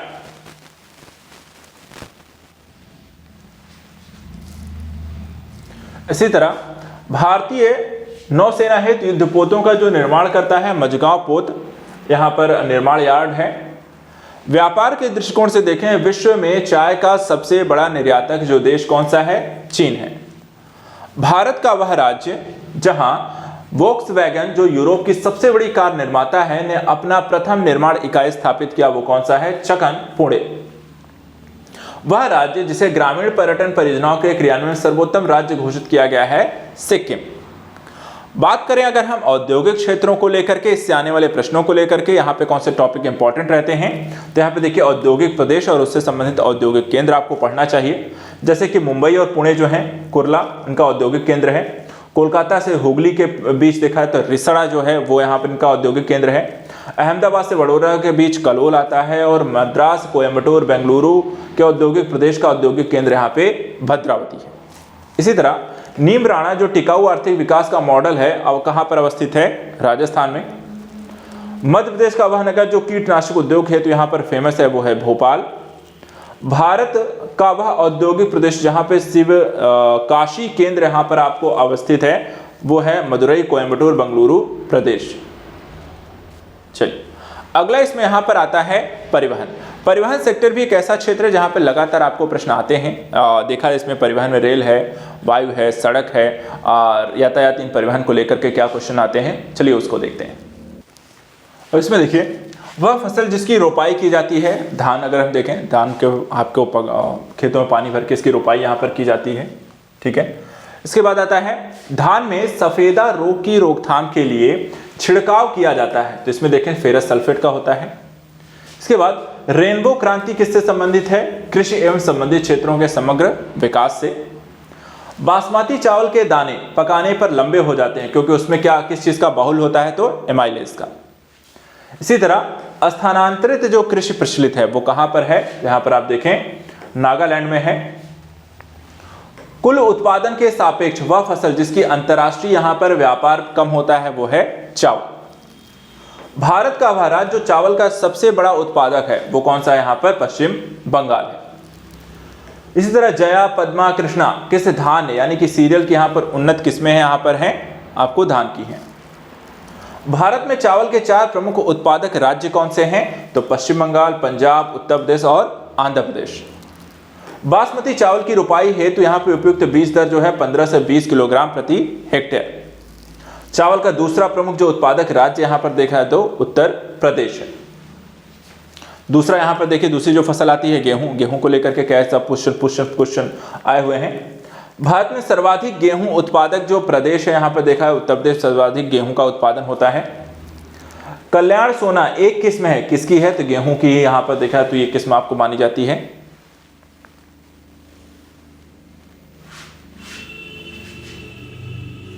इसी तरह रस्ट है जो गेहूं की फसल को होने वाला एक रोग जिसका नाम रस्ट है। हरित क्रांति के फलस्वरूप गेहूं की प्रति एकड़ उत्पादन का रिकॉर्ड जो किया गया था वो 2000 किलोग्राम प्रति एकड़ रिकॉर्ड किया गया। अब बात करते हैं कहवा को लेकर के। कहवा यानी कि कॉफी। भारत में देश का सबसे अधिक कहवा उत्पादक जो राज्य है यहां पर आपको कर्नाटक। भारत में कॉफी का उत्पादन करने वाला जो राज्य है कर्नाटक। अंग्रेजों के द्वारा सर्वप्रथम कहवा बागान लगाए गए थे चिकमंगलूर जनपद में।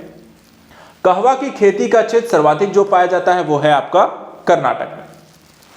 कॉफी खेती के आधार पर सबसे बड़ा क्षेत्रफल वाला जो राज्य यहां पर है वो है कर्नाटक। अब बात करते हैं गन्ने की फसल को लेकर, शुगर केन को लेकर के। गन्ने की प्रति हेक्टेयर पैदावार, गन्ने में रस की यहां पर मात्रा अधिक होती है देखा जाए तो दक्षिणी राज्यों में। भारत के प्रथम 3 सर्वाधिक गन्ना उत्पादक जो राज्य हैं उत्तर प्रदेश, महाराष्ट्र और कर्नाटक। भारत के प्रथम 3 सर्वाधिक चीनी उत्पादक जो राज्य हैं उत्तर प्रदेश, महाराष्ट्र, कर्नाटक। और अब यहां महाराष्ट्र, यूपी और तमिलनाडु यहां पर आपको पहले 3 स्थानों पर आ चुके हैं। इसी तरह अगर हम देखें तो भारत का वह राज्य जहां गन्ने की खेती सबसे अधिक की भूमि है तो वहां पर उत्तर प्रदेश में सबसे ज्यादा कृषि भूमि है गन्ने की। अगली फसलों को कुछ फसलों के बारे में आइए देखते हैं, जैसे जूट, कपास, सोयाबीन, तिलहनी फसलें, अन्य फसलों को लेकर के। इसमें देखिए भारत का सबसे बड़ा जो उत्पादक राज्य है गन्ने का। भारत सबसे बड़ा जो उत्पादक है किस फसल का? गन्ने का है। गन्ने का उत्पादन सबसे ज्यादा भारत जो करता है। भारत की निम्न फसलों में किस फसल के अंतर्गत उसके शुद्ध शकल कृषि के क्षेत्र में सिंचित क्षेत्र सर्वाधिक यहां पर आपको प्रतिशत है तो वो भी गन्ने का ही है। भारत में जूट का सर्वाधिक जो क्षेत्र यहां पर देखें तो पश्चिम बंगाल में है। इसी तरह वह देश जिसका कपास प्रति हेक्टेयर उत्पादन 2014 में विश्व में सर्वाधिक था वो था ऑस्ट्रेलिया। कपास की कृषि के लिए अनुकूल दशाएं कैसी होनी चाहिए? तो गर्म होनी चाहिए, आर्द्र भी होनी चाहिए और दीर्घ काल में यहाँ पे ग्रीष्मकालीन स्थिति होनी चाहिए। अब बात करते हैं सोयाबीन को लेकर। भारत में आधे से अधिक सोयाबीन का उत्पादन जो होता है वो कहां हो रहा है? मध्य प्रदेश में।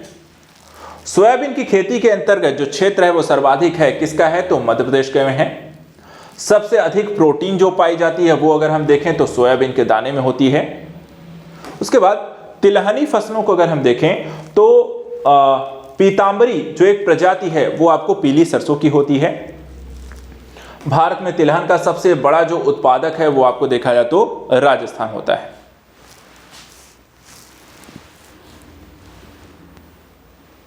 चलिए अन्य फसलों के बारे में भी यहां पर देख लेते हैं।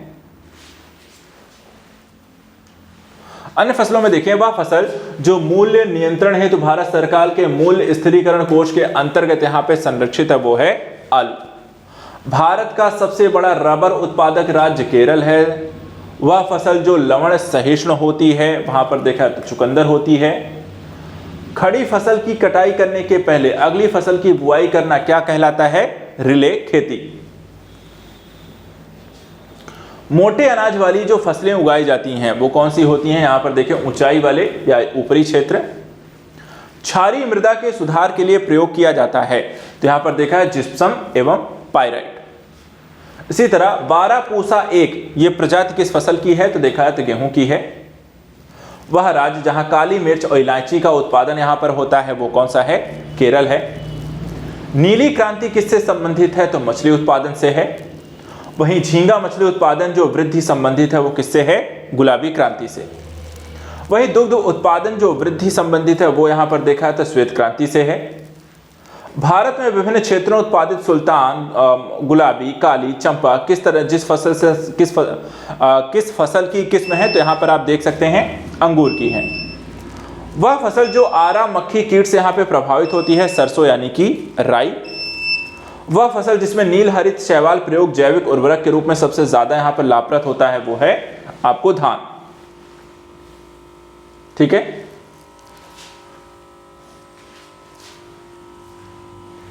इसके बाद आधारीय बीज पैदा किया जाता है प्रजनक बीज से।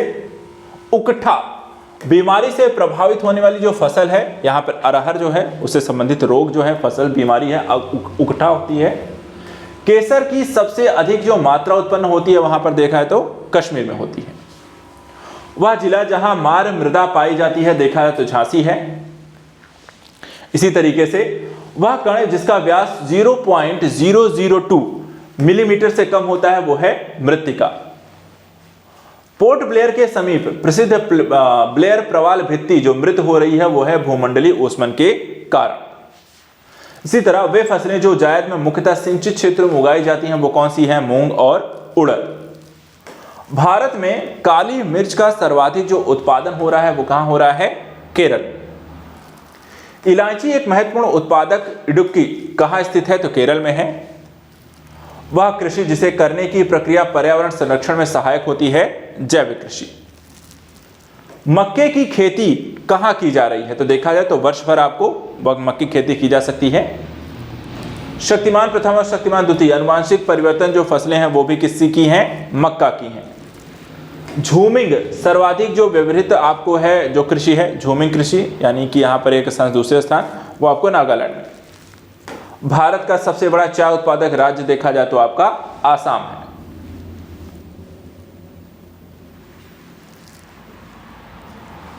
इसी तरह भारत का वह राज्य जो अनाज उत्पादन में अधिकतम अंशदान करता है वो है उत्तर प्रदेश। भारत में ठेकेदारी कृषि को लागू करने वाला जो अग्रणी राज्य है वो है पंजाब। इसी तरह स्टॉक फार्मिंग है किसका है? पशुओं का प्रजनन एवं पशुपालन से। भारत का वह राज्य जो हरित गृह कृषि यहां पर प्रारंभ कर रहा है वहां पर देखा है तो पंजाब में है। इलायची का एक महत्वपूर्ण उत्पादक जो है इडुक्की अवस्थित कहां पर अवस्थित है? तो केरल में है। विश्व में नारियल का सबसे बड़ा उत्पादक जो देश है देखा जाए तो इंडोनेशिया है। इसी तरह मूंगा रेशम की ऐसी किस्म है जो पूरे विश्व में केवल भारत में यहां पर होती है, आसाम में। भारत में तंबाकू का 1/3 से अधिक जो क्षेत्र है उत्पादन जो प्राप्त होता है वो देखा जाए तो आंध्र प्रदेश में होता है। इसी तरह भारत का वह राज्य जिसका तंबाकू की कृषि के अंतर्गत बृहत्तम क्षेत्र है यहां पर देखा जाए तो आंध्र प्रदेश में। भारत में नारियल का सबसे बड़ा उत्पादक राज्य देखा जाए तो कौन सा है? तमिलनाडु है। वहीं दक्षिण भारत में उच्च कृषि उत्पादकता जो क्षेत्र पाया जाता है वो भी आपको तमिलनाडु तट पर है। कौशल यहां पर कौशल जो फसल की उन्नत प्रजाति होती है देखा जाए तो मूंगफली की है। भिंडी में पीत वर्ण शिरा की जो बीमारी होती है देखा जाए तो वहां पर सफेद मक्खी की होती है। इसी तरह भारत का 3/4 से अधिक कच्चा रेशम प्राप्त होता है आंध्र प्रदेश एवं कर्नाटक में। साधारणतः ओरोबैंकी खरपतवार जो पाई जाती है वो तंबाकू के खेत में होती है। और भारत में उत्तर प्रदेश जिनके उत्पादन प्रथम स्थान रखता है वो है गेहूं, और गन्ना उत्पादन में उत्तर प्रदेश जो है सर्वाधिक योगदान करने वाला राज्य है। देखिए फसलों को लेकर के काफी सारे प्रश्न बनते हैं, इसलिए आपको ध्यान रखना है। कृषि से संबंधित क्वेश्चन है, पशुपालन से संबंधित क्वेश्चन है, इसको लेकर के यहाँ पर आपको ध्यान रखना है। फसलों के उत्पादन में कौन सी फसल किस राज्य में पहले 3 स्थान जरूर यहाँ पर पूछे जा रहे हैं, और उन फसलों को लेकर के दूसरे जो क्वेश्चन यहाँ पर बनते हैं उनसे संबंधित होने वाले रोगों को लेकर के। तो ये जो टॉपिक्स हैं मूलतः आपको फसलों को लेकर के ये जरूर ध्यान रखना है। इसके अलावा फसलगत चीज़ों को लेकर के एक राज्य विशेष भी क्वेश्चन आपको बन रहे हैं, किस फसल का यहाँ पर कौन सा राज्य उत्पादन कर रहा है, उससे संबंधित अनुसंधान केंद्र क्या है, उसमें नई तरह की कौन सी बीजें आ रही हैं, फसल हो रही है, ये भी यहाँ पर आपको बनता है। तो 3 से 4 तरीके के जो क्वेश्चन है यहाँ पर आपको फसलों को लेकर बनते हैं, इसलिए उनको अच्छे से रिवाइज करना है। इसलिए यहाँ पर जो भी क्वेश्चन यहाँ पे बन रहे हैं इन क्वेश्चन को रिवीजन भी करना है, समझना भी है, अपने साथ यहाँ पर डबल टाइम रिवीजन करना है, और इसको पढ़ने के बाद जो चीज़ें रह जा रही हैं, आपको जो याद नहीं आ रहा है, ठीक है, उसको एक बार से डिटेलिंग में जाकर बुक्स में नोट्स में यहाँ पर जरूर देखना है, ठीक है। इसलिए मैं बार बार इसमें वीडियो सीरीज में आपको रिवाइज करता चल रहा हूँ कि इस वीडियो सीरीज का एक तो फायदा है आपको क्विक टाइम में रिविजन करना, क्वेश्चन कहाँ से आ रहे हैं वो समझ में आएगा। दूसरा, जो चीज़ें भूल रही हैं, याद नहीं हो रही, उसे तुरंत यहाँ पर आपको देखेंगे, वो क्लिक कर जाएगी और आपको दोबारा वहाँ पर आप नहीं भूलेंगे। चलिए आगे बढ़ते हैं। भारत में दालों का सबसे बड़ा उत्पादक जो प्रदेश यहां पर कौन सा है वो है आपका मध्य प्रदेश। इसी तरह भारत में रबड़ का सबसे बड़ा उत्पादक जो है वो कौन सा है, केरल है। महाराष्ट्र में वो फसल जो श्वेत वर्ण के नाम से यहां पर जानी जाती है वो कौन सी है, श्वेत स्वर्ण के नाम से जानी जाती है, वो है कपास। काजू का उत्पादक राज्य देखा जाए तो महाराष्ट्र है। विटीकल्चर के द्वारा यहां पर उत्पादित जो होता है वो है अंगूर। इसी तरह हरित क्रांति में अधिक उपज देने वाली उन्नत बीजों का प्रयोग जिनके लिए यहां पर आवश्यक है अधिक उर्वरक और अधिक पानी। भारत में खाद्य तेल का सबसे अधिक उत्पादन करने वाला जो प्रदेश यहां पर है देखा जाए तो मध्य प्रदेश। इसी तरह भारत में फसलों की बुआई के अंतर्गत शुद्ध क्षेत्रफल है कितना, लगभग 14 करोड़ हेक्टेयर है। भारत का वह राज्य जो सेतमी वस्त्र का सबसे बड़ा उत्पादक है यहां पर आपको कर्नाटक में होता है। वह दलहनी फसल जो वातावरण की नत्रजन स्थिरीकरण नहीं करती है वो है राजमा। आम की सर्वाधिक निर्यातित जो किस्म है वो है अल्फांसो, और प्राकृतिक रबड़ के उत्पादन में भारत का जो स्थान आता है वो है चौथा।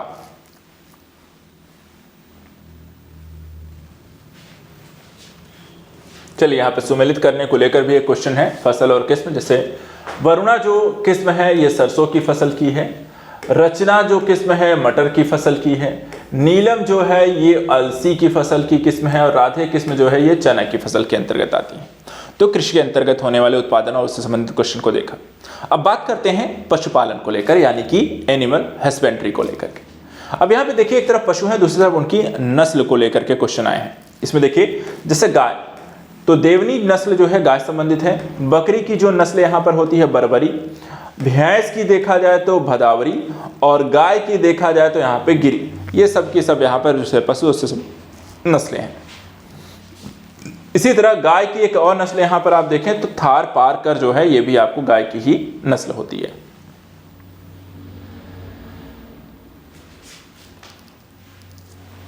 इसी तरह स्पॉन्जी टिश्यू यानी स्पंजी उतक एक ऐसी गंभीर समस्या है जिसके कारण आम की जिस प्रजाति का निर्यात को प्रभावित हो रहा है वो है अल्फांसो।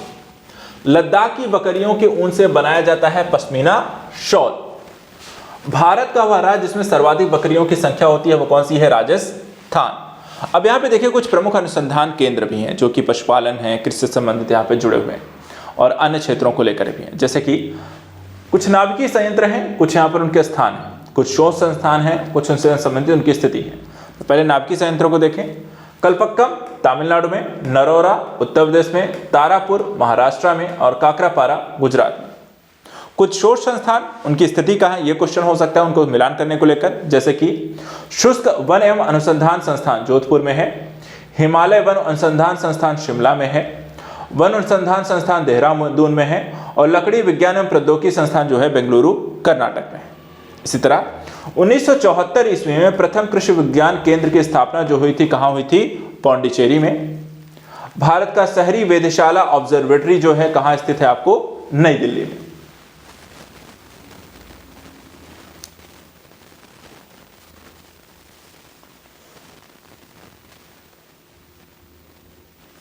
चलो अगला यहां पे देखते हैं। राष्ट्रीय सस्य वानिकी अनुसंधान केंद्र अवस्थित है झांसी में। तो वर्ष 2004 में Indian aluminium company limited Hirakud का विलय कर दिया गया था हिंदुस्तान एल्यूमिनियम कंपनी लिमिटेड यानी कि हिंडाल्को में, जिसे हीराकुंड में है। भारतीय दलहन अनुसंधान संस्थान ये कहां स्थित है तो देखा जाए तो कानपुर में है। राष्ट्रीय डेयरी विकास बोर्ड का मुख्यालय कहाँ स्थित है? तो आनंद, गुजरात में है। वहीं भारत में वर्षा वन अनुसंधान संस्थान ये कहाँ स्थित है? तो जोरहाट, आसाम में। अंतर्राष्ट्रीय चावल अनुसंधान संस्थान दक्षिण एशियाई क्षेत्रीय केंद्र में यहाँ पर इसकी स्थिति है। इसका केंद्र आपको वाराणसी में है। भारतीय चारागाह एवं चारा अनुसंधान जो संस्थान आपको स्थित है, ये आपको झांसी में है। वहीं गुड़गांव में राष्ट्रीय बागवानी बोर्ड की स्थापना हुई थी सन 1984 ईस्वी में। भारत का वन्यजीव संस्थान ये कहाँ अवस्थित है? देहरादून में। राष्ट्रीय पर्यावरण अभियांत्रिकी संस्थान जो है नागपुर में। इंडियन ब्यूरो ऑफ माइंस इसका मुख्यालय देखा जाए तो आपको नागपुर में है।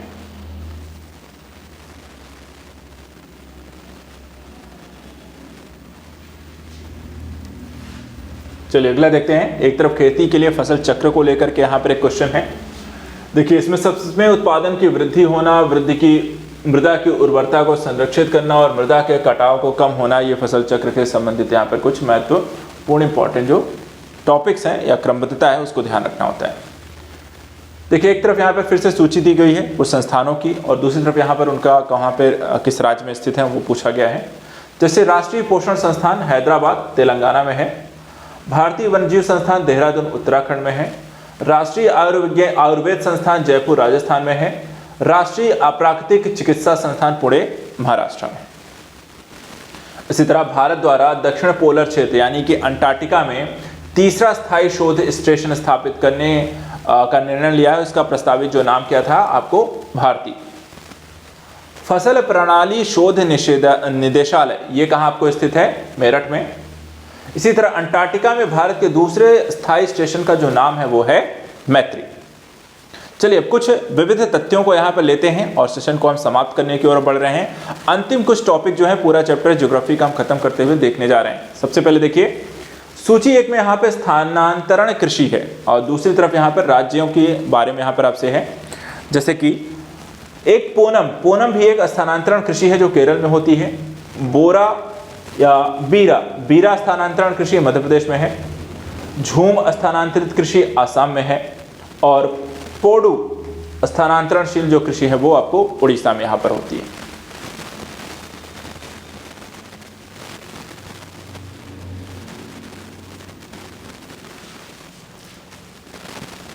अब यहां पे देखिए अगला है, किस कुल के पौधे से टापा कपड़ा यहां पर आपको बनाया जाता है? तो मोरेसी से।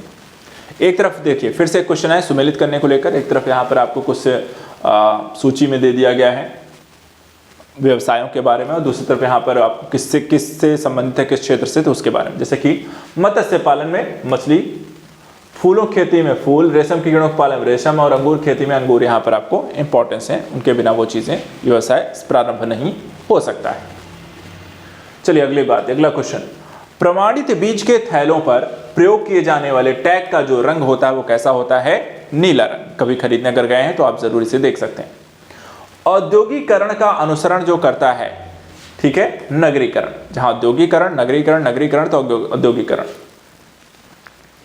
डायमंड हार्बर और साल्ट लेक सिटी आपको अवस्थित है देखा जाए तो कोलकाता में।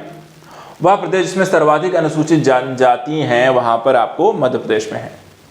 भारत में वरिष्ठ आयु निर्भरता अनुपात 2011 में देखा जाए तो 14.2% रही। भारत में मलिन बस्तियों की जनसंख्या का सर्वाधिक संकेंद्रण जो पाया जाता है वो महाराष्ट्र में है। एकाकी परिवार को यहां पर माना जा सकता है एक प्राथमिक समूह। इसी तरह फॉन एक स्थानीय पवन है जो कि स्विट्जरलैंड में है। जनगणना 2011 के अनुसार उत्तर प्रदेश राज्य की कुल जनसंख्या ग्राम जनसंख्या का 77.7% है। गंगा डॉल्फिन सेंचुरी जो स्थित है देखा जाए तो सुल्तानगंज में है। और भारत का वह राज्य जो फूलों की खेती में अग्रणी है देखा जाए तो कर्नाटक में। लास्ट के कुछ क्वेश्चन को हम यहां पर डिस्कस करते हैं और यहां पे आज का सेशन यहां पे समाप्त करते हैं। गंगा डॉल्फिन सेंचुरी हमने देखा सुल्तानगंज में है। भारत का वह राज्य जो फूलों की खेती करता है, यहां पर फूलों की खेती में अग्रणी है वो है कर्नाटक। वह दो मुख्य ऋतुओं वाली फसलों के बीच एक जल्दी पकने वाली फसल लेना कहलाता है कैच क्रॉप। एक तरफ यहां पर नृत्य दिए गए, दूसरी तरफ उनके कलाकार दिए गए, जैसे कथकली कृष्ण नायर, कुचिपुड़ी राजा एवं राधा रेड्डी, भरतनाट्यम यामिनी कृष्णमूर्ति, कथक जो है उमा शर्मा का। तो ये आज का सेशन यहाँ पर होता है समाप्त। ज्योग्राफी को लेकर के हमने जो सेशन अभी यहाँ पर स्टार्ट किया था, वहाँ पर देखा जाए तो भारत का भूगोल हमने इसमें कंप्लीट किया है। विश्व के भूगोल को लेकर अलग सीरीज यहाँ पर अलग टॉपिक लेकर आएंगे, अलग दिन यहाँ पर एक अगला वीडियो लेकर आएंगे, लेकिन आज के इस सत्र का जो प्रयोग है आप मल्टीपल टाइम रिवीजन करके करें। दूसरा जो काम, अपने सजेशन भी दे सकते हैं एग्जाम से पहले। इस वीडियो को देखिए और जो सेशन, जैसे मैंने आपको कहा, यूज़ कैसे करना है, सेशन को देखते देखते ही यहाँ पर आपको अपने नोट्स रिवाइज कर लेने हैं। जो चीज़ नहीं आ रही उसको देख लेना है, मैप लगा लेना है और इस वीडियो को मल्टीपल टाइम देखना है। एक तरीके से आपको ये रिवाइज करेगा आपको कितनी चीज़ें याद रह गई, कितना भूल रहे हैं। जो भूल रहे हैं उसको आप मैप में, नोट्स में यहाँ पर ज़रूर देख लें और जो चीज़ें आ रही हैं वो आप कमेंट बॉक्स में बताते भी चलें। तो इस तरीके से आज के इस सेशन को हम समाप्त करेंगे। नेक्स्ट वीडियो में हम यहाँ पर अभी ज्योग्राफी, इतिहास को है वो भी अभी कंप्लीट करना है। ज्योग्राफी के जो टॉपिक हैं वो कंप्लीट करेंगे। उसके बाद राज व्यवस्था, अर्थव्यवस्था, पर्यावरण, इस तरह के जो भी आपके जिस के विषय हैं हम उनको यहाँ पर एक एक करके सभी को कंप्लीट करेंगे। आपको अपना सहयोग यहाँ पर ज़रूर यहाँ पर चाहिए। ज़्यादा से ज़्यादा लोग यहाँ पर इस वीडियो को देखें, इसे शेयर करें, ज़्यादा से ज़्यादा बच्चों तक पहुँचाएं और वीडियो को यहाँ पर वायरल करें। बस ये इतना ही सपोर्ट आपको चाहिए। Thank you so much and good luck.